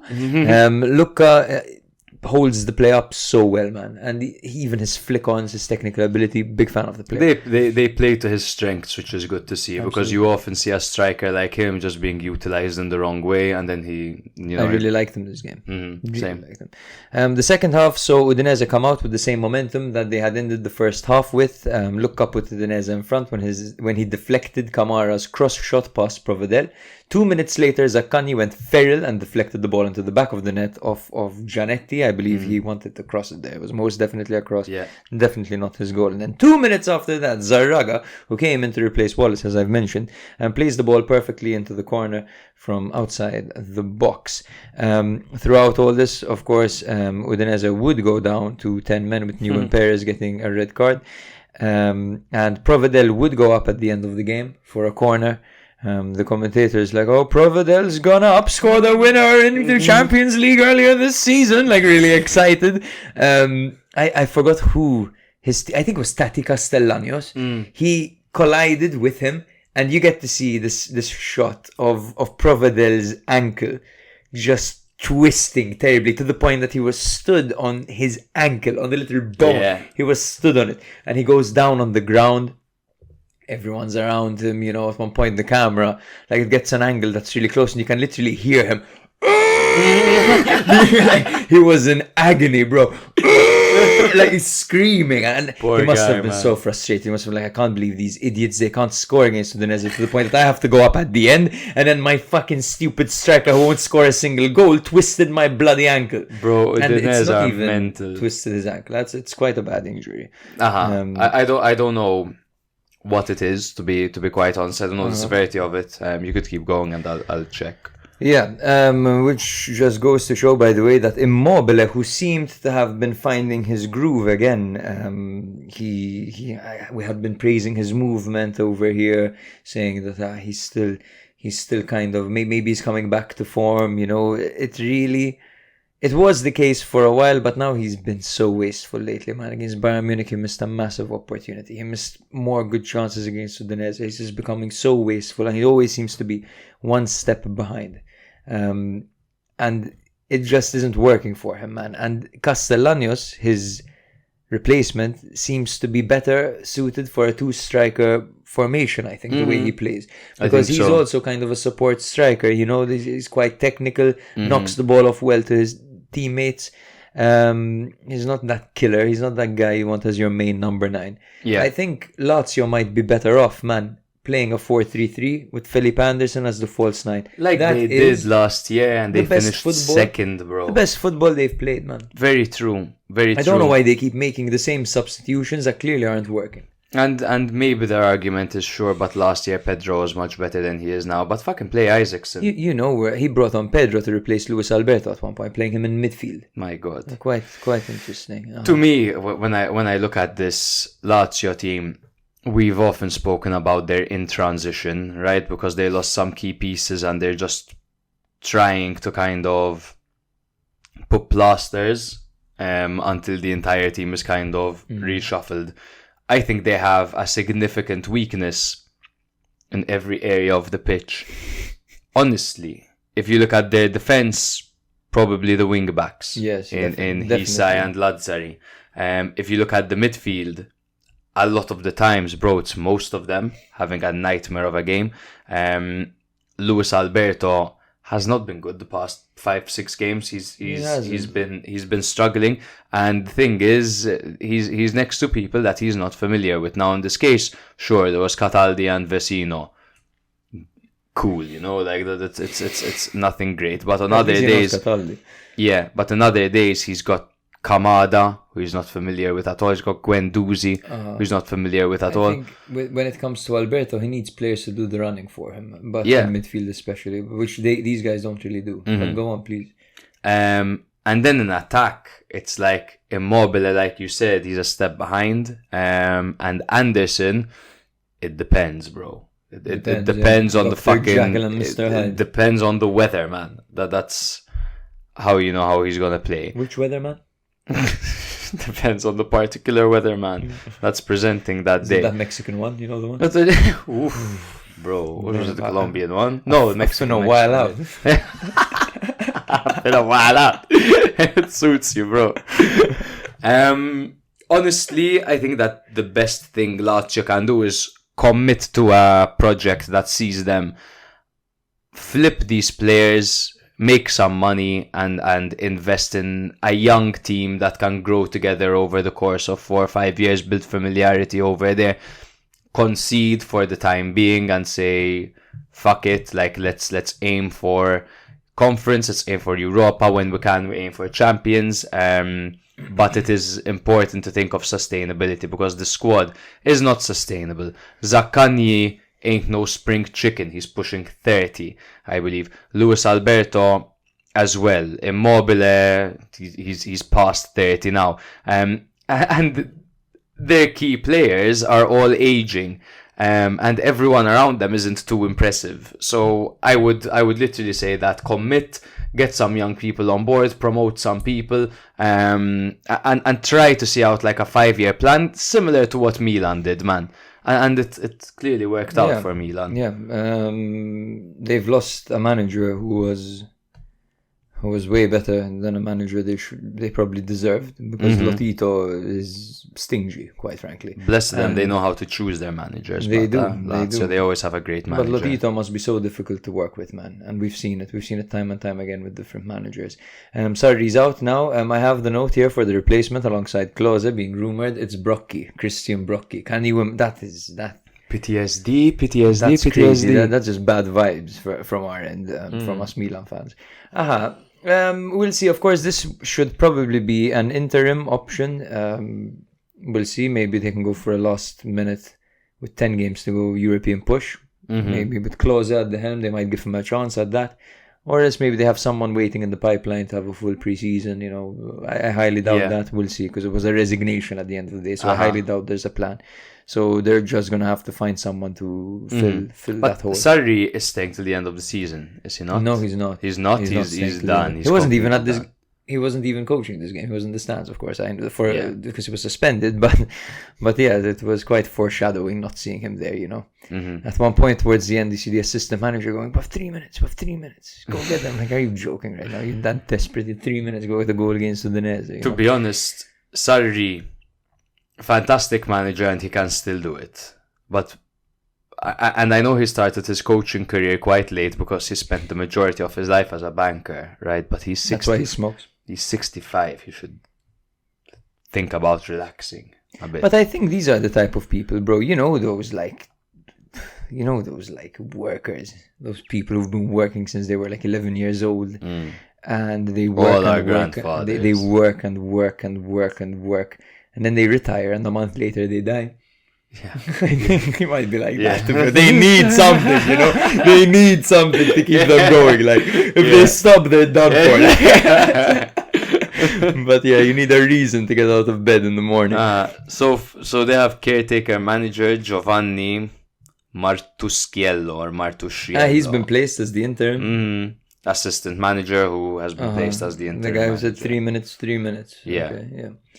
Okay, back to the football, by the way. There are a few more things I want to mention about Lorenzo Lucca, for example. Back to the football. What the hell were we talking about? The politics. Bro, Lucca. I saw a side of him that I hadn't really seen before. Kind of an annoying opponent. Always talking to the referee, always talking to his opponents, always chatting, always falling over, milking everything, you know, rolling on the floor. Really frustrating the opposition, really taking up a lot of time, really taking all the energy from the referee and sucking it out of him, quite frankly. And that is quite useful, especially for a side that's battling relegation. They've got a good player over there. And you know, typically I bitch and moan about players like that, but it is a very important quality to have, man. And an annoying player to face, like, okay, annoying with the referee is one thing, but annoying to the defenders and to the players around you, that's fucking brilliant. It's a great asset to have to your game. 7 goals and 3 assists for Lucca in his first season. We had a bet about Lucca's goals, I think. Did we? I think so. You're sure it was? No, I'm gonna it was with me and not one of your other co-hosts. Yeah, I think it was with you. We're never gonna find it though, because our episodes are like 2 hours long. And we'll never find it. Davis came on at one point towards the end for Udinese when they really needed to press, and Lazio actually started the play before they could make their substitution to Cioffi's despair. He was absolutely fuming about that. Yeah. But they brought on Davis, brought on this guy who apparently came from Spurs, charged onto the pitch, and just the first thing he did was he sprinted towards the ball. Like they played it all the way from the right to the left, Lazio, and this guy sprinted from the halfway line all the way to the first defender and tracked them all back as they were passing it around. He was just charging like a rabid bull, man. Yeah, I thought that was interesting as well. I thought quite it a was useful substitution to make when you're winning and you need to maintain a lead. Bring him on in the press. Absolutely. Game plan very well executed by Udinese. Absolutely, man. And very well executed. Their team is pretty good. Like we've always said this. They have technically gifted players. Their defenders are tough. Their fullbacks have 3 lungs each. They're wild. They're a pretty good team, man. Yeah. They struggled and I can't quite put my finger on why they struggled, but maybe this is a turning point. I mean, they had to rely on different people to get them the goals. In fact, when you look at them, they haven't lost as many games as the rest of their rivals, right? They've drawn a lot. Exactly. But that's probably because they haven't been as productive, because Beto left. Granted, Lucca's putting up similar numbers. That was our bet. We were talking about Beto and Lucca. Can Lucca have the same impact Beto had, remember? And his first season. I don't know if it was a bet, Not bro. a bet, like, I don't think we're out here you owe me money. betting. Like, I owe you €5. Verona don't come dead last, and they're so not gonna come dead last. Like, I reminded him very. Ching had no idea. And you know, man, they're just a solid team. You know, they're here to stay. I think Udinese. I don't think they're going down anytime soon. Despite the fact that they're getting slightly weaker and weaker and weaker and weaker every season. Yeah. They currently sit in 13th. They've gone up. They're on 27 points. Mixed form. In their last 5, they have 2 draws, 2 wins, and a loss, which isn't bad at all. On the other hand, Lazio have 4 losses in their last 5 games. Lazio. It's pretty bad. They're down in 9th with 40 points. Still, of course, European prospects for them, but they are not doing well at all. And Sarri was probably right to resign. Things had gone a little bit stale for him at Lazio. 4 losses in their last 5 is beyond worrying, like. Yeah. Beyond concerning. But next game, brother, Napoli 1, Torino 1. Napoli coming off a 2-1 win over Juve. Torino coming off a 0-0 home draw to Fiorentina. The last time they played, I don't know what the result was because I have a mistake on my notes. Can you check that for me while I do this, brother? Previous encounter, Genoa 1, Inter 1. Excellent. Napoli were without Caiuste and Ngonge due to injury, but welcomed back Rahmani into the matchday squad. Torino had to do without Juric on the touchline, who served the second game of his 2-match ban after threatening to slit the other manager's throat. The previous encounter, sorry to interrupt you by whacking your leg, that must have been annoying. Torino beat Napoli 3-0 in the previous encounter. I remember that. That was too Sanabria, long ago. Vlasic, Buongiorno. My God. Boom, boom, boom. My God. Ricci was also suspended after his red card, while Ilic, Lovato, Shores and Tamez missed out through injury. 4-3-3 for Napoli. Meret in goal and the backline of Rui, Jesus, Ostigard and Di Lorenzo. A midfield trio of Zielinski, Lobotka and Anguissa, with Gvara and Politano flanking Victor Osimhen. 3-4-1-2 for Torino, with Vanya in goal and the backline of Gigi, Buongiorno and Mazina. Bellanova and Rodriguez out on the flanks, with Linetti and Ginetis playing behind Vlasic, who was playing behind Pellegrini and Zapata. You looked at me like I did something wrong, bro. I don't know, did I? Right now? Uh-huh. I looked up at the camera. Okay. I thought I said something wrong. Bro's in his head. In the 14th minute, Vanya Milinkovic-Savic denied Gvara a 1v1 scenario after a swift counter-attack following a misplaced pass by Linetti. That was the first great save of the game by Vanya. In the 28th minute, Meret got down extremely well to deny a low bullet by Duvan. In the 43rd minute, the third great save of the match, and the second by Torino's Vanya, as he denied Gvara's flying header by scrambling to the far post. In the 61st minute, Napoli opened the scoring through Kvaratskhelia as he carried the ball forward and played it to Rui, who returned a brilliant early cross to the Georgian, who slid in and knocked the ball past Vanya at the near post. Just 3 minutes later, however, Sanabria scored an overhead kick with his first touch of the game from close range. Brilliant slam dunk goal over there. Slam dunk. Napoli continued to threaten after this, but Vanya was on top form, denying an Osimhen volley, a Juan Jesus header, a long-range Gvara strike. Gvara also got close with a knuckleball from outside the area, which just skimmed the roof of the net, but that was pretty much the game. So Napoli remain unbeaten under Calzona with 2 wins and 2 draws in 4 matches, 10 scored and 4 conceded. They do look better going forward, but they have conceded in every single game they played so far. Yes, definitely a side that will concede goals. They were up against the best of the rest in Torino, who, as we mentioned, are tight at the back and have the possibility of scoring goals through Duvan, Zapata, and that absolute demon they have on the right, Raul Bellanova, especially nowadays, just feeding him. But I do think that overall, play-wise, this is a positive for Napoli, and I do think that they need to maintain this kind of approach and not change it up too much. I don't know, man. Would you risk it and keep this guy on for a while? Try to get back what Spalletti had, or do you think you should go for an esteemed coach? No, keep him until the end of the season. Hope he does What kind of profile would you go for if you were ADL? I'm not too sure, to be honest. It depends who's on the market. And it depends what kind of signings they make in the summer, right? Because probably with Osimhen leaving, he probably will leave. That's quite foretelling. Can you reach that? Can you reach that on the left? The Osimhen bobblehead? This happened earlier while we were setting up, and it's quite foreshadowing. So these are Osimhen's legs, right? I was putting him right here. And that's the rest of him, man. Look, what a shame. Look at that. What an idiot, eh? I have one at home. I should bring it. Oh, don't worry. I'll glue it. I'm all about glue nowadays. We have the same bobbleheads. Yeah. Look at them. Let's keep him here. Cool. This must be frustrating for people that aren't watching on YouTube. Haha, you should watch on YouTube. But it's tough to say, because if you were to ask me now, I would say probably a pressing attacking manager, right? Like Sarri. Someone. Ooh. Bring Sarri him back, 2.0. baby. Bring him back.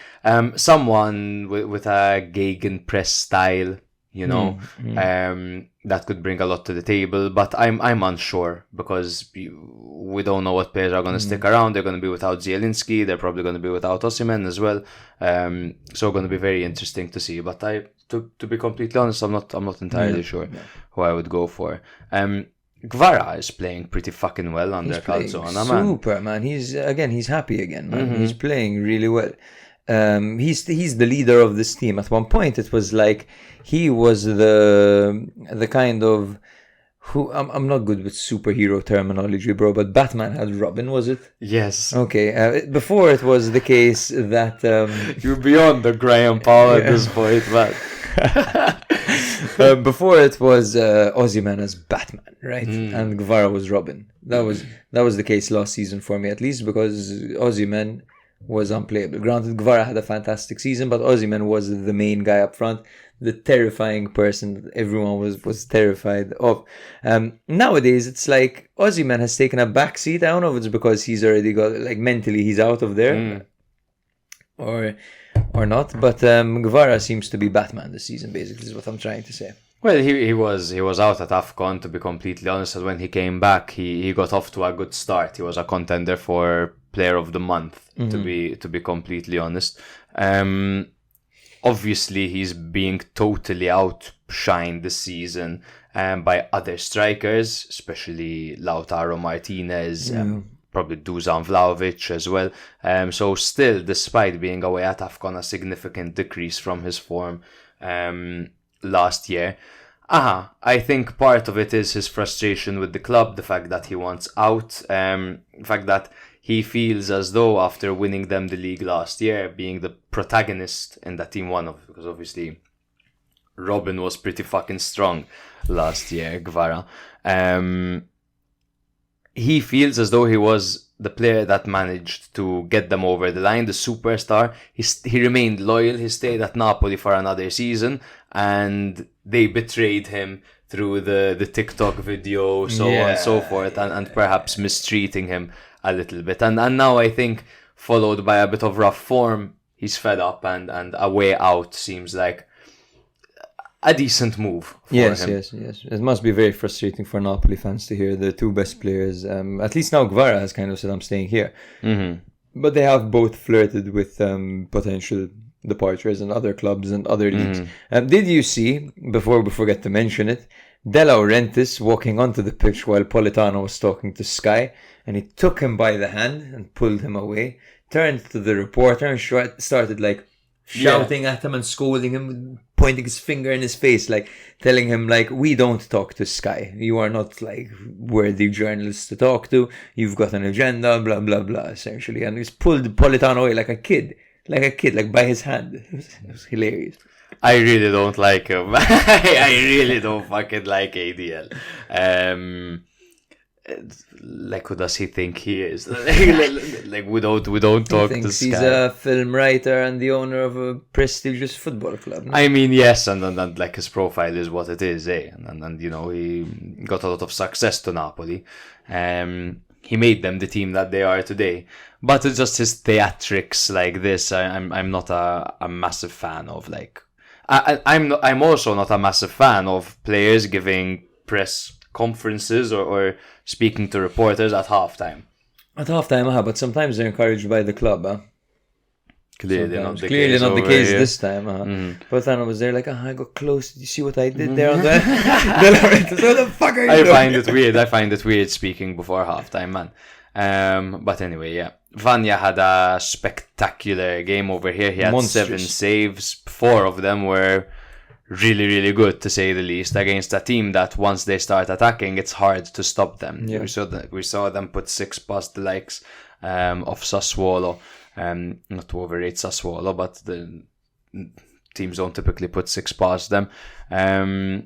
But he was very much the factor that was capable of, you know, getting this team 1 point. I remember the last time Torino won this game, Buongiorno had done a spectacular job at keeping Osimhen quiet, and again he did a good job over there again in this game. But the protagonist for Torino absolutely had to be Vanja Milinkovic-Savic. Absolutely. Vanja Milinkovic-Savic is a player who has quite an impressive CV. He was actually with Manchester United for a while in his career. He was at Spal, he was at Ascoli. I swear to God, bro, he was at Manchester United on loan 2014, 2015. Played for Ascoli, Standard Liège, Spal, yeah. So, yes, he's been known to be a good goalkeeper for a while. He's only 27 years old, despite his monstrous appearance.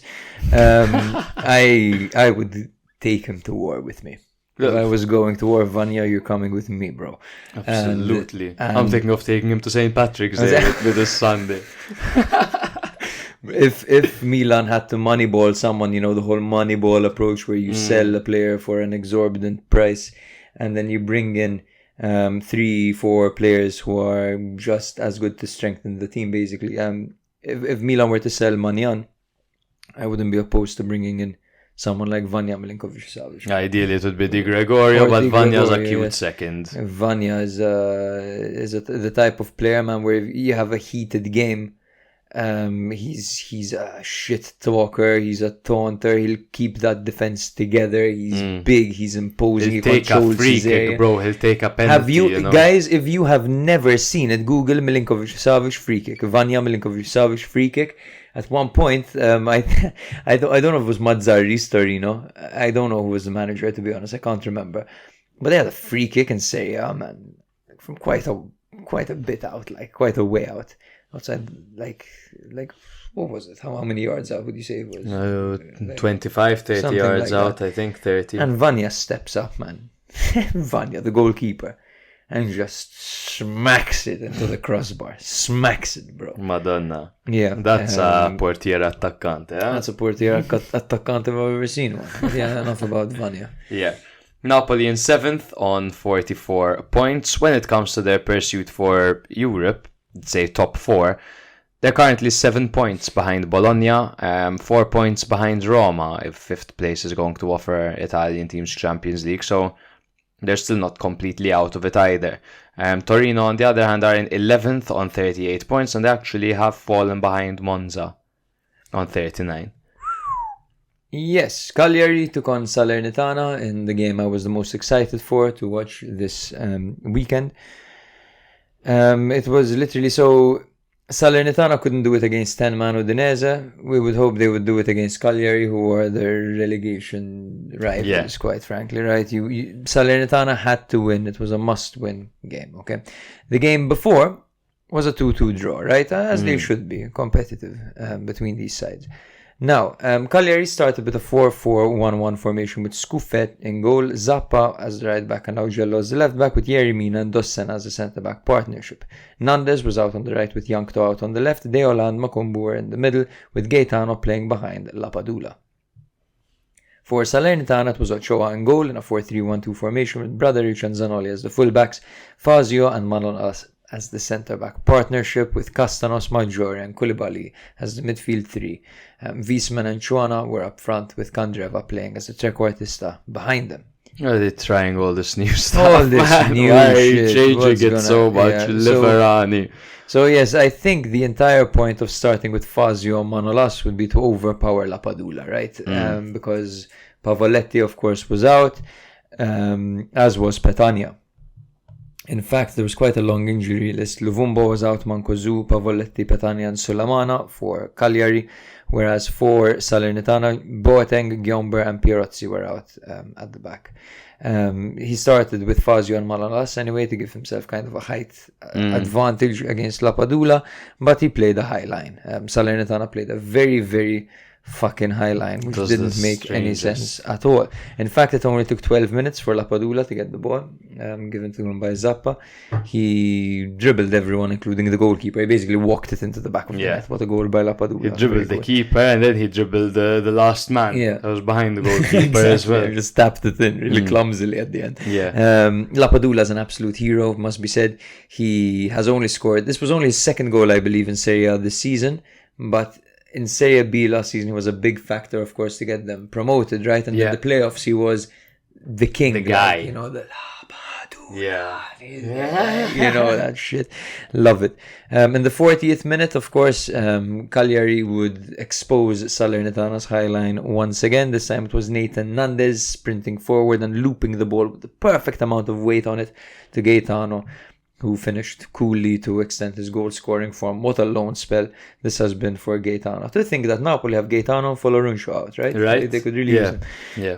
In the 51st minute, it was Eldor Shomorodov's turn to score. Everyone and their mother was scoring. Eldor Shomorodov hadn't scored in ages, and his last goal actually came against Salernitana as well. And yes, this would be 3-0 in the 51st minute, of course. Now Salernitana are pissed. Castanos managed to get one back thanks to a Zanoli assist. Maggiore scored a header from a Candreva corner. They're suddenly 3-2. You know, they managed to have a good spell. We're thinking, oh my god, game on.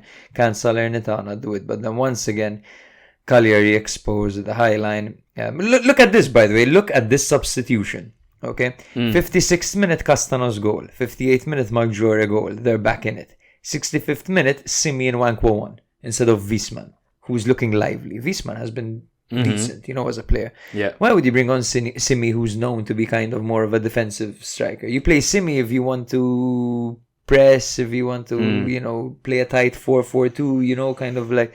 He's not the player who's going to get you goals. It's always interesting to see a substitution that counters the momentum that the team currently have, right? Like, you're doing well, give them a minute. They're doing well. Let them figure it out. Maybe they'll come back.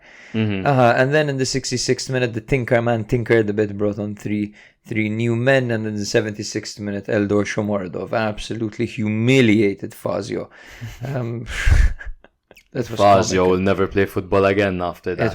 It was hard to watch, bro. The ball hit him in the face, and then he was dribbled twice, and then Shomorodov chipped Ochoa, and then went round him and tapped it into the back of the net. Chipped Ochoa. It was a rebound. Ochoa, but he attempted to chip him. He kind of managed because Ochoa got chipped.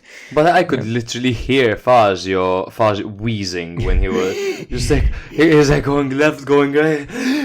Yeah. He couldn't do anything to deny Shomorodov, who has significantly struggled in this area. They ran rampant, man, and this was a massive victory for Cagliari, who have pretty much they haven't confirmed safety, definitely not far from it. No, like 10 games to go, of course. But they have got some breathing room, you know, they've jumped the likes of Sassuolo, Frosinone, Empoli, and Lecce with this victory. They're up to 15th. So a massive victory for them, while Salernitana are down. And as I mentioned in the intro, Sabatini has pretty much admitted that the January signings did not have the impact that he wishes they had, and that he wants the fans to stay with the team until the end of the season. Yeah. And pretty much confirming that they're over. So now it's just going to be the kids for Salernitana for the rest of the season, probably. Bro, keep in mind, all it takes is Cagliari to lose a game, and one of these... No, Cagliari aren't out at all, don't get me wrong. They just got some breathing room. Like it's crazy to go from 19th to 15th. Undefeated in 4. 2 draws, 2 wins. That's all it takes, man, a good run. Too late for Salernitana, of course, but the others, it could be anyone. It could be absolutely anyone, and that's what's so crazy about the league this season. Yeah.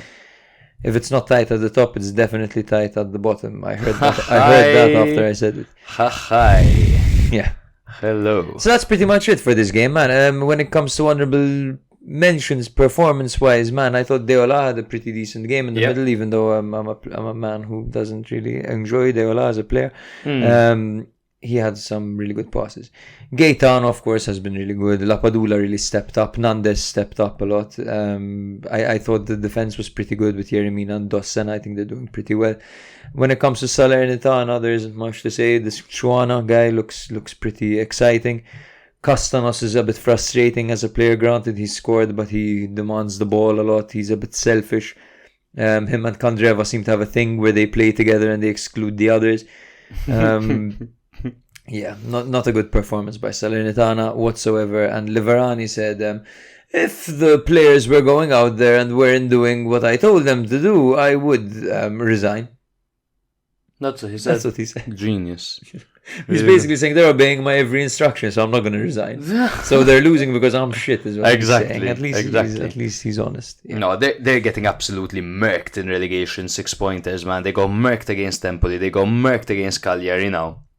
It's like, okay, Empoli beat them under Davide and Nicola, and they were on a high. Now they lost to Cagliari, and Cagliari were on a high. Okay, name the last time Salernitana were on a high this season. They simply haven't been. They haven't been ever, like. The best that they were was under Pippo Inzaghi. Yeah. And they were losing every game.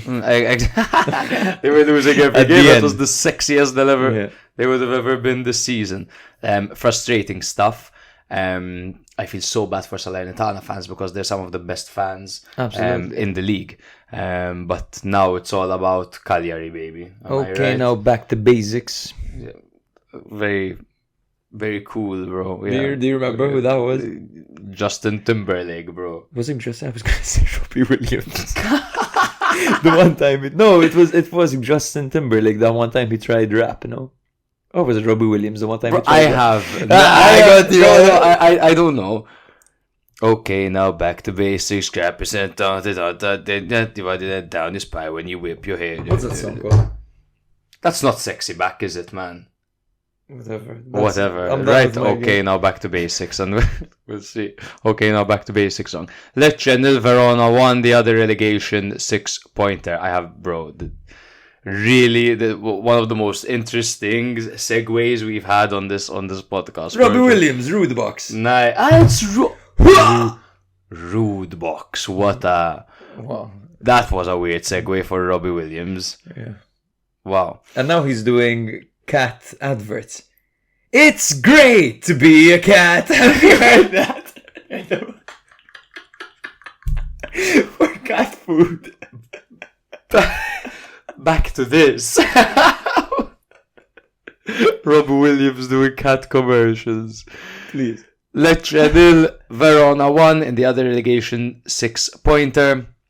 Now, despite the fierce ongoing relegation dogfight in Serie A at the moment, in which this match was obviously of great importance, the headlines were focused on the post-match brawl between the two teams, which resulted in Lecce manager D'Aversa headbutting Verona striker Thomas Henry. Both were red-carded, and D'Aversa was immediately sacked as a result of this, replaced by former Udinese man Gotti. Lecce were coming off a 1-1 away draw to Frosinone, whilst Verona were coming off a 1-0 win over Sassuolo. The previous encounter between these two teams resulted in a 2-2 draw. Other results this weekend put even more pressure on the two teams in this relegation dogfight. The hosts have lost Kaba for the rest of the season with a torn ACL, while Hellas had Davidovic suspended. It was a 4-3-3 formation for Lecce, with Falcone in goal, and a backline of Jean-Drey, Pongracic, Baschirotto and Gallo, a midfield three of Gonzalez, Ramadani and Udon, with Banda and Almqvist flanking Kristovic. A 4-2-3-1 formation for Hellas with Montepò in goal, and a backline of Chachua, Magnani, Coppola and Cabal, Duda and Serdar in the double pivot, or as we say, Erda Duda, Suslov, Lazovic and Folorunsho playing behind Tiani Noslin. Now in the 16th minute, Folorunsho opened the scoring. Folorunsho's low strike from outside the area took a heavy deflection off of Baschirotto, guiding the ball into the bottom corner. Keep it together, Jay. Keep it together. Caught me off guard. Well, you're not gonna explain it, Erda Duda. I've told them before. It was the first I think Duda means Willy. But they don't know what Erda means. Erda means to suck, right? So Serdar and Duda, it's interesting to put them in a double pivot, eh? Hearsay.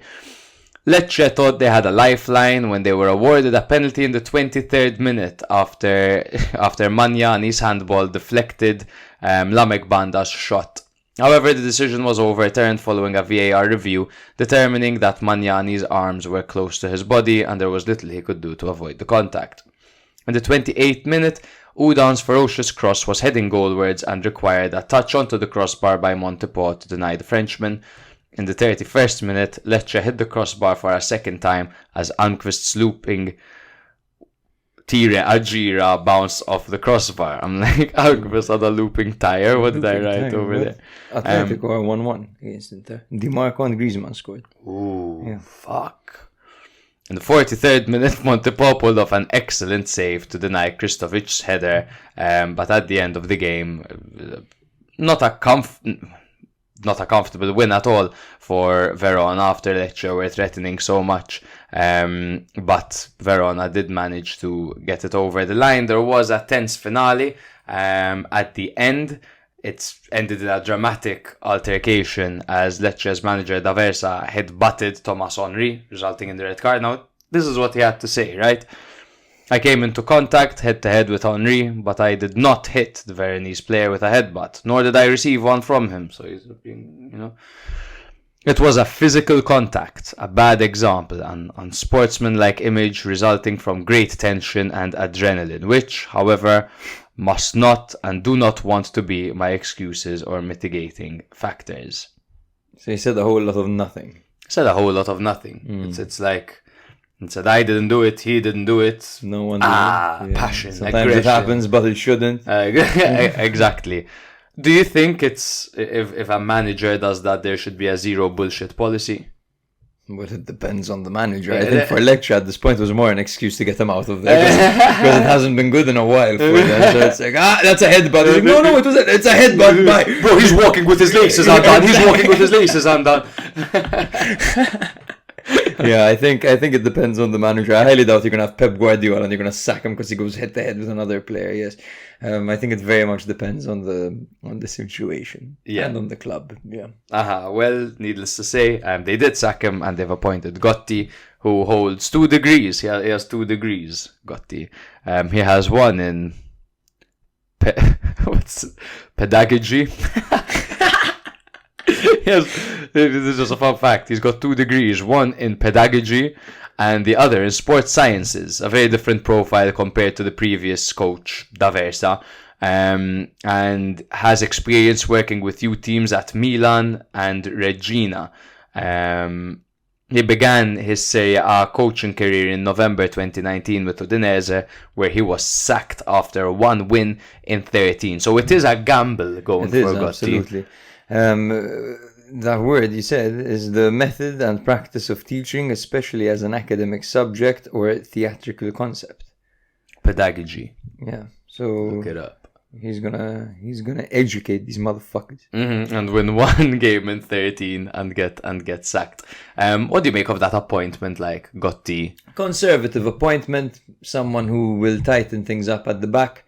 The idea for Lecce right now is to just scrape survival, and Gotti's a guy who has quite a lot of experience in relegation battles. I think compared to the profiles who are available, Gotti's one of the better ones. His Udinese was quite tough at one point before it went tits up towards the end. Yeah.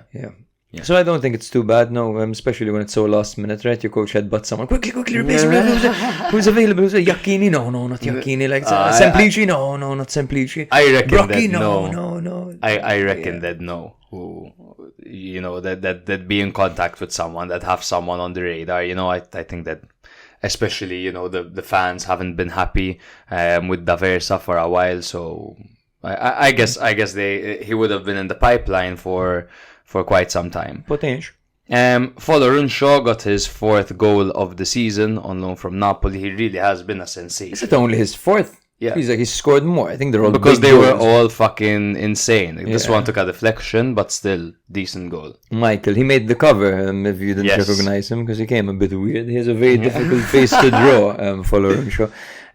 He has been fantastic, and he's been hustling for a while now. And there comes it had come to a point this season where watching him, I was like, this guy's still hustling, trying to. It feels like they're trying to make it when they're at that level. When you're at like a Hellas Verona and you're on loan from Napoli, and you've been out on loan for like 9 seasons. Season after season, you're out on loan.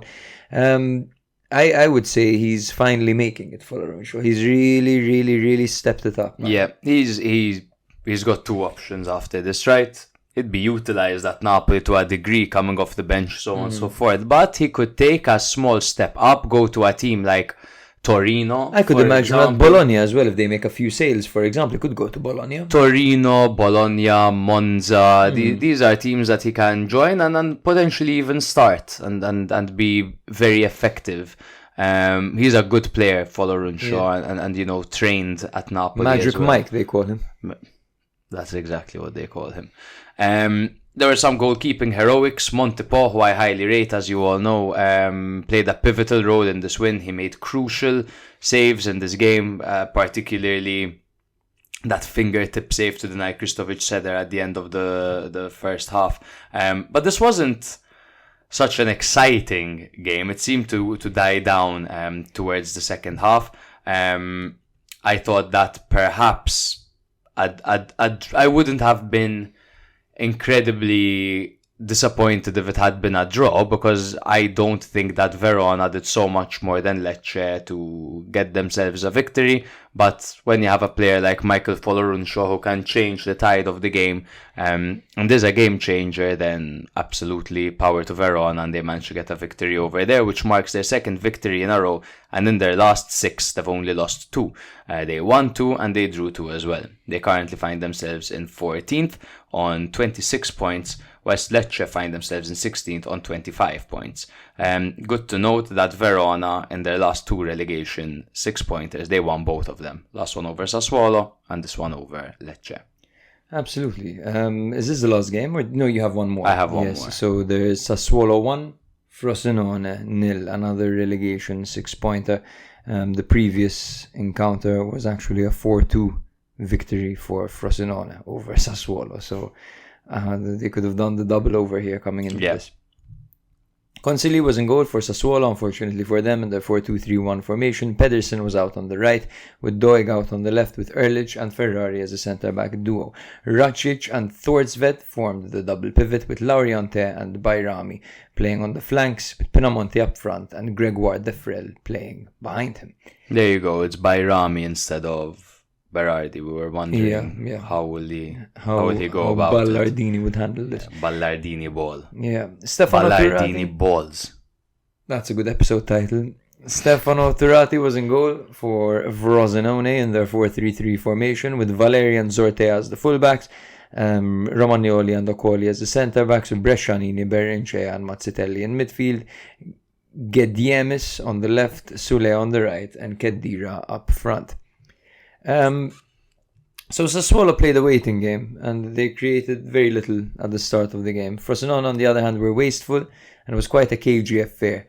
Thordsved broke the deadlock in the 58th minute after giving away a penalty that was overturned by VAR. Literally, 57th minute he gives away the penalty, it's overturned by VAR. 58th minute he scores. It took till the 90th minute for the next big piece of action to happen, and this was when a penalty was awarded to Frosinone, and Caio George stepped up to take it, and he missed the target. He missed the bloody target. so yes, Frosinone will be regretting that. Di Francesco was bitter after the game, and in the interview he said, "It feels like I'm giving the same interviews over and over again." This is literally a quote. "The team created chances, and at the first shot we conceded a goal. After a potential penalty, we conceded a goal with the first ball. We had an excellent initial half hour. We should have capitalized more. In the end, the penalty would have rewarded our effort and what we deserved. But instead, we're here biting our hands." Sassuolo played a waiting game and created very little, but they scored. We should have been better at converting, and credit to them, the result is what matters. On the other hand, Ballardini, humble and cool after victory, said it was a scrappy game at the beginning. We were tense, and then we relieved some pressure in our minds and legs. It wasn't a beautiful game, but we got what we missed against Verona. We have the means to overcome difficulties, and with a clear mind, you need to know what to do, along with dealing with the weight of the moment. We're getting used to it. The team wanted to take more responsibility, especially without Berardi, who is our best player. We're thinking about Sunday. It's a shame we do not have Thordsved and Doig, but we still have a group of boys who will give their all and will compensate for this too. Of course, it's easy to be humble in victory. Being humble in defeat is way, way more difficult. With Di Francesco saying, "We deserve the point." An interesting thought. Okay, Caio George was devastated after missing the penalty, right? Would you, if you are a side who is... Okay, you're the coach of a side, and your side is relegation threatened. You're Frosinone's coach. You've got a penalty in the 91st minute. What do you think about a loanee taking the penalty? Does it make a difference? I think why would it make a difference? I think the person that can hit them best and the person that has been hitting them best should take it. Why shouldn't Aloni take it? I tend to agree with you. This was a conversation I saw online. The whole logic behind it was that maybe a player who's on loan doesn't really understand the weight of the penalty. You know, maybe for him it's more of a personal accolade for him to score rather than it's almost better that he doesn't feel that pressure. No one's stepping up to take it. That's a good counterpoint actually as well. Yes, I mean he's a striker, right? If anyone's going to take a penalty, it should be him, right? But the fact that he failed to hit the target was just devastating. You know, I mean, biting your hand, definitely. Yeah, I mean, when was the last time Sassuolo got a clean sheet, bro? I can't remember. It took Davide Ballardini to come in, and Frosinone aren't a team that, you know, that they're easy to shut out. They're definitely difficult to keep out because they're an offensive teams, weapon. Frosinone, with their attacking play. And they have devastated Sassuolo earlier this season, 4-2, you know? Madonna. So yeah, this was a pretty good performance by Sassuolo, pretty street smart. I do tend to agree with Di Francesco, yes, that a draw would have or could have been fair, but of course Sassuolo did what they had to do, and that Racic guy, who despite not hitting the ground running since joining, has had a goal and an assist in his past 2 games, so that's nice for him as well. 3 points is exactly what Sassuolo needed over here, man. Exactly, it's huge for them. After so many losses in a row, now they are 19th with 23 points, just 2 points off of Empoli in 17th, while on the other hand, Frosinone are above Sassuolo. Look how important this victory was, bro, with 24 points, just 1 point above Sassuolo. This was massive. This was a 6-pointer by definition. Huge, man, huge. We should at some point bite the bullet and do who we believe is going to get relegated this season to our listeners. What do you mean? Like who we think is going to get relegated. Who are your bottom 3 and who are my bottom 3? I have said, but I'm changing my mind every week, bro. Yeah, that's the thing. The thing is, I had Hellas Verona to go down originally. Same. But now you look at them, their goal difference has really improved, and that's a good indicator, man. Yeah, goal difference, goals conceded is a good indicator for telling who's going to go down Absolutely. and who isn't. So I think Hellas Verona will do just enough to be fine. I'm not even going to make a prediction because you're scared. Because I'm scared. Got you. All right. Are you ready to make a prediction right now? Shall we? Yes. Do it. Hey, who's going down, bro? Salernitana, Frosinone, and it's between Lecce and Cagliari now. But I'm going to say Lecce. You know, if that happens, I think that's the prediction I did at the beginning of the season. Really? I think those are the 3 teams I said. Salernitana, Frosinone, Lecce. I think so, but I had Salernitana on 18th. So that doesn't matter. It doesn't matter. We'll see. By the way, we should revisit that towards the end of the season, see what we had said. Or we shouldn't. We shouldn't. I had Juve to win the league. Final game we're going to be covering is the race to 10th, if you all care about that. It's Genoa 2, Monza 3. Genoa coming off a 2-1 loss to Inter. It was a controversial penalty, just to remind you.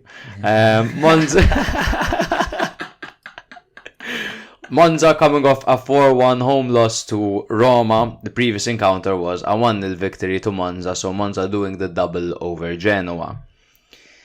Vasquez sat out a ban with injured Haps, Ankeye and Maturo, while Gianluca Caprari and Vignato did not make the trip, but Izzo returned from suspension. This match saw a goal of the year contender through a scissor kick volley by Dani Mota, which was our goal of the week and the biggest thing that happened in this match. 3-5-2 formation for Genoa with Martinez in goal, very impressive Martinez, with a backline of De Winter, Bani and Vogliacco. They had Sabelli on the left, Messias on the right, and Strutman, Baddel and Frendrup as the midfield 3. You guessed it, Retegui and Goodmanson up front. 4-2-3-1 formation for Monza with Di Gregorio in goal, Birindelli, Izzo, Mari and Carboni at the back with Bondo and Akpa Akpro in the double pivot. Colpani, Pessina and Mota playing behind Juric. We're seeing Pessina in a more offensive role over here. Stop playing with Osimhen, bro. You're going to make me laugh. I was nursing him back to health, bro. In the 7th minute, Monza opened the scoring through Pessina. At the far post, Colpani guided a square header to Pessina, who nodded into the empty net. In the 18th minute, they made it through Danny Mota, who just scored a phenomenal goal. Phenomenal, really. It was... That's a scissor kick, no? I guess you would call it. Yes, sir. Yes, sir. Scissor kick volley is what the legends are calling it. Colpani's cross found a totally unmarked Danny Mota just inside the area, who unleashed a phenomenal scissor kick volley. There it is. Leaving Martinez helpless. An absolutely sensational goal. This might be the best goal in Serie A so far this season. And then just the after that is ridiculous. In the 26th minute, Colpani channeled his inner Ronaldinho as he skipped past 3 players with immense technique before unleashing a curling tira al gira which struck the crossbar. Slight touch from the keeper. So, at the end of the day, that could also go down as a remarkable save. In the 52nd minute, Goodmanson got one back for Genoa. His initial penalty was saved by Di Gregorio, but he managed to knock in the rebound. Plus Fanta. So he's on the 6. Yeah. The penalty was awarded after VAR spotted a handball by Mari. His arm, to be honest, seemed close to his body, but he used it to help guide the ball back to the keeper, so it was like, In the 67th minute, Vitinha scored to make it 2-2. Retegui dispossessed Akpa Akpro deep into Monza's half as Vitinha collected the ball, charged forward, created space for himself and curled the ball past Di Gregorio. Exceptionally well for his first goal in Serie A. He looked good, Vitinha, in this game. He looked good. I like the gelled hair look. Yeah. BCS, man. In the 70th minute, Genoa threatened as Di Gregorio parried a long-range Malinovsky strike, which was destined to be rebounded in by Badel, but Mota got a crucial touch. In the 79th minute, winner for Monza through Daniel Maldini. It was a great passage of play by Monza, which ended with Valentin Carboni's shot being saved by Martinez and Maldini bagging in the rebound. So this was a mid-table battle. Over here it says it was a crucial encounter in the mid-table battle. But it's interesting when you see games like this because it finally allows teams like this to be super, super competitive. Mm-hmm. Of course they're always going to be competitive. Of course they're going to want to beat the Lecces. They're going to want to beat the Milans. They're going to want to beat everyone, right? But it's like against like. Exactly. Yeah. How often do you see these teams go up? Because Serie A is very much this season. The relegation battle goes all the way up to 13th. From 13th to 20th, it's the relegation battle so far. The race for Europe is from, let's say, from first, obviously, just because of that, down to 9th. They are battling for Europe. Those 3 in the middle. Torino, Monza, Genoa. Up till 11th, the race for Europe in reality. Because I guess. Because if Lazio are in it, Monza are only 1 point behind, and then Torino are 1 point behind them. So there's really no real mid-table in this season's edition of Serie A. It's crazy, man. It says Genoa are the one mid-table team bang in the middle who seem to be safe from relegation but can't really make that European push. Yeah. So they're just perfectly mid-table while everyone else is technically still within the running. Mm-hmm. Yeah. This game had some spectacular goals, remarkable goals. Not only, obviously, Danny Mota's, but, Pessina had a good goal over there. Vitinha had a very good goal. And I actually want to talk about Vitinha a bit. So, the centre forward turns 24 in March and made a move from Braga to Marseille only a year ago for 32 million euros, which is a club record signing for Marseille. After a disappointing spell consisting of many a missed chance and just 6 goals in 43 games, he is now on loan at Genoa with an option to buy for 25 million. Sky Sport, which would also be, I think, probably a record. A record for Genoa. Signing for sure. Genoa. Yeah, I highly doubt they've ever spent more than that, especially knowing their past. Sky Sport Italia claim that part of the negotiations for Vitinha also include completing the Malinovsky sale for 7 million.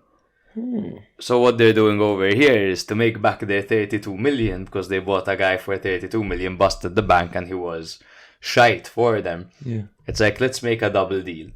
We sell, we get our 32 million back by selling you Malinovsky and by selling you Vitinha.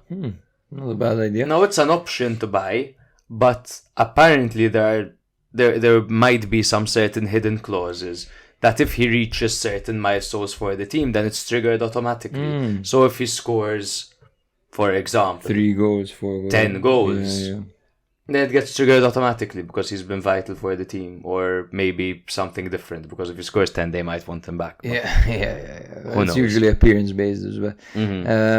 This was an exciting affair, definitely, between two sides who are definitely up for it. One question I have for you, bro. You asked me to be serious, so I'm going to be serious and ask you, do you know what Akpa, Akpro and Bondo's first names are? Akpa Akpros is Akpa. No, I don't know. So Akpa Akpro's first name is Jean Daniel. Jean Daniel Akpa Akpro. Okay. And Bondo's first name is Warren. Would have never guessed, right? Talk about names that don't match. Jean Daniel is the most sexy vanilla name I've ever heard in my life. Jean Daniel. Doing the attendance in class, you know, Mike, John, Peter, Jean Daniel. Well, a lot of Jeans in Malta. Yeah. Jean-Paul, Jean-Pierre, Jean-Carl, Jean-Marc. Jean-Marc, Jean-Luca. Jean-Luca. That's like Gianluca. Gianluca. Crazy names. Crazy names. But anyway, bro, back to... No, I mean, that's pretty much it. It's good to see Pessina is proving to be quite an all-rounder in that midfield, right? I tend to prefer him in a more like double pivot midfield. I don't think he's too refined in front of goal to be operating so close to goal. But he's also quite explosive. So seeing him behind the striker, which is where we saw him play for Italy when he came on in the Euros and scored, for example, it's also good to see him over there. That's the great thing about having such well-rounded players, right? Maldini coming on and getting a goal is cool. Did you see what Maldini and Colombo said about Zlatan? About Zlatan, eh? For those of you that don't know, Zlatan went up to Maldini and Colombo, I believe at halftime of the... I think before the game. Or before the game of Monza against Milan. And he told them, look at you guys, we sent you out on loan so you play and you're both on the bench. Fucking ridiculous. And then he just walks off. Maldini assists and Colombo scores, right? And Milan lose 4-2. Way to fire them up. And Maldini was speaking about that. It just sucks hearing a Maldini speak about the club. Like, I'm sure he doesn't mean harm, you know. I'm sure he's just saying what happened. But it's kind of shit talk at the same time, you know, and it's just a bit painful. It's a bit of banter, coming from a Maldini. But what can you do? Juric seems to be settling a little bit. He hasn't yet scored, I believe, No. Juric, but they're utilizing him perhaps in the same way that Udinese are utilizing Lucca, right? He plays often with his back towards goal, and thankfully behind him, it's not like there's no talent. There's Colpani, Pessina, Mota. Lucca can do a lot more with the ball than Juric can. Yes, absolutely, absolutely. Juric is there, you know, that fucking net that you toss the ball to and it bounces back. Yeah. That's how he plays. That's Juric. A brick wall. Yeah, it's not about finding Juric, it's about Juric finding Colpani, Pessina and Mota. But in aerial situations, Juric is still one of the most threatening in the league. Yeah, absolutely. In the air. Absolutely. Completely. He's a striker that no defender would want to go against, to be honest with you. Bro, you're done with this? Yes. I've prepared some individual accolades for the week. Okay. For example, top distance covered. We've got 2 Bologna men who've covered the most distance this match day, which came in the match against Inter. Bologna actually covered like 3 kilometers more than Inter did. Aye. Yeah. So they're Freuler and Ferguson. The top sprinter, who clocked 35.46 kilometers per hour, was Pontus Almqvist, shortly followed by Shomorodov. Interesting. Top assists, we've got Kolpani and McKennie, who have 2 each. That's not an interesting one. Let's find another interesting one here. Top passes complete, we've got Evan Indika, who was ever present in that game against Fiorentina. He had 89 passes completed, shortly followed by Benasser with 88. Top key passes, there's top 2 are Benasser and Raspadori, tied with 5. Top balls played forward is also Ismail Benasser, fantastic game, followed by Freuler. Top touches in the penalty area, Kristovic and Osimhen had the most with 14. Interesting. Top dribbling, Zaccagni with 6. He was very inspired in that game. And these are just fun to read, to be honest with you. Yeah, I encourage you guys after a match day just to, educate yourselves a bit on how players are playing and who was effective and who wasn't. Head over to the Serie A website, Documenti. Exactly, down at the bottom. And you can see all these statistics as well. Gvicha Kvaratskhelia, for example, had the most attempts this match day with 8. Who had the most saves? The most saves, Vanya Milinkovic-Savic with 7. Top recoveries, Danilo with 12. 12 recoveries is crazy. And then second, Bremer with 10. That's just Juve's defense, man. Against Atalanta, who are really pressing. Top attempts on target, Shomorodov and Gvara. Shomorodov, man. Leave it to Salernitana to make him the 1% of everything. Right. But yeah, and then top scoring chances, apparently Benasser and McKennie and Raspadori, all tied with 5. But Anyway. That's it for this episode, I believe. Thank you for making it this far, if you've listened this far. Still getting used to the whole being filmed and speaking at the same time, ensuring the content is good while we don't, neglect the fact that we're on camera. So do be patient with us while we figure this out. But thank you very much for listening. Don't forget to drop us a rating. Send us a message as well if you enjoy the content, if you have any improvement points, or just want to pass a comment. But thank you, and we will see you all next week. This is Serie A Spotlight. If you like Serie A or have ever liked it in the past, it's a good opportunity for you to listen once a week and you'll get filled in. In the football weekend, that's like the main dish. But then a few days later, you drop your episode and that's like the dessert. And the dessert is just perfect. It's good, the cake. It makes it feel like we're all sitting in a room together, just BSing with each other. The atmosphere is fantastic. I promise nobody will ask you to send boob pics. Sometimes maybe good, sometimes maybe shit. I love how you go into so much detail and show so much passion towards each and every team. Literally, no team is left undiscussed. When I listen to you, it's like I'm talking to you in a pub.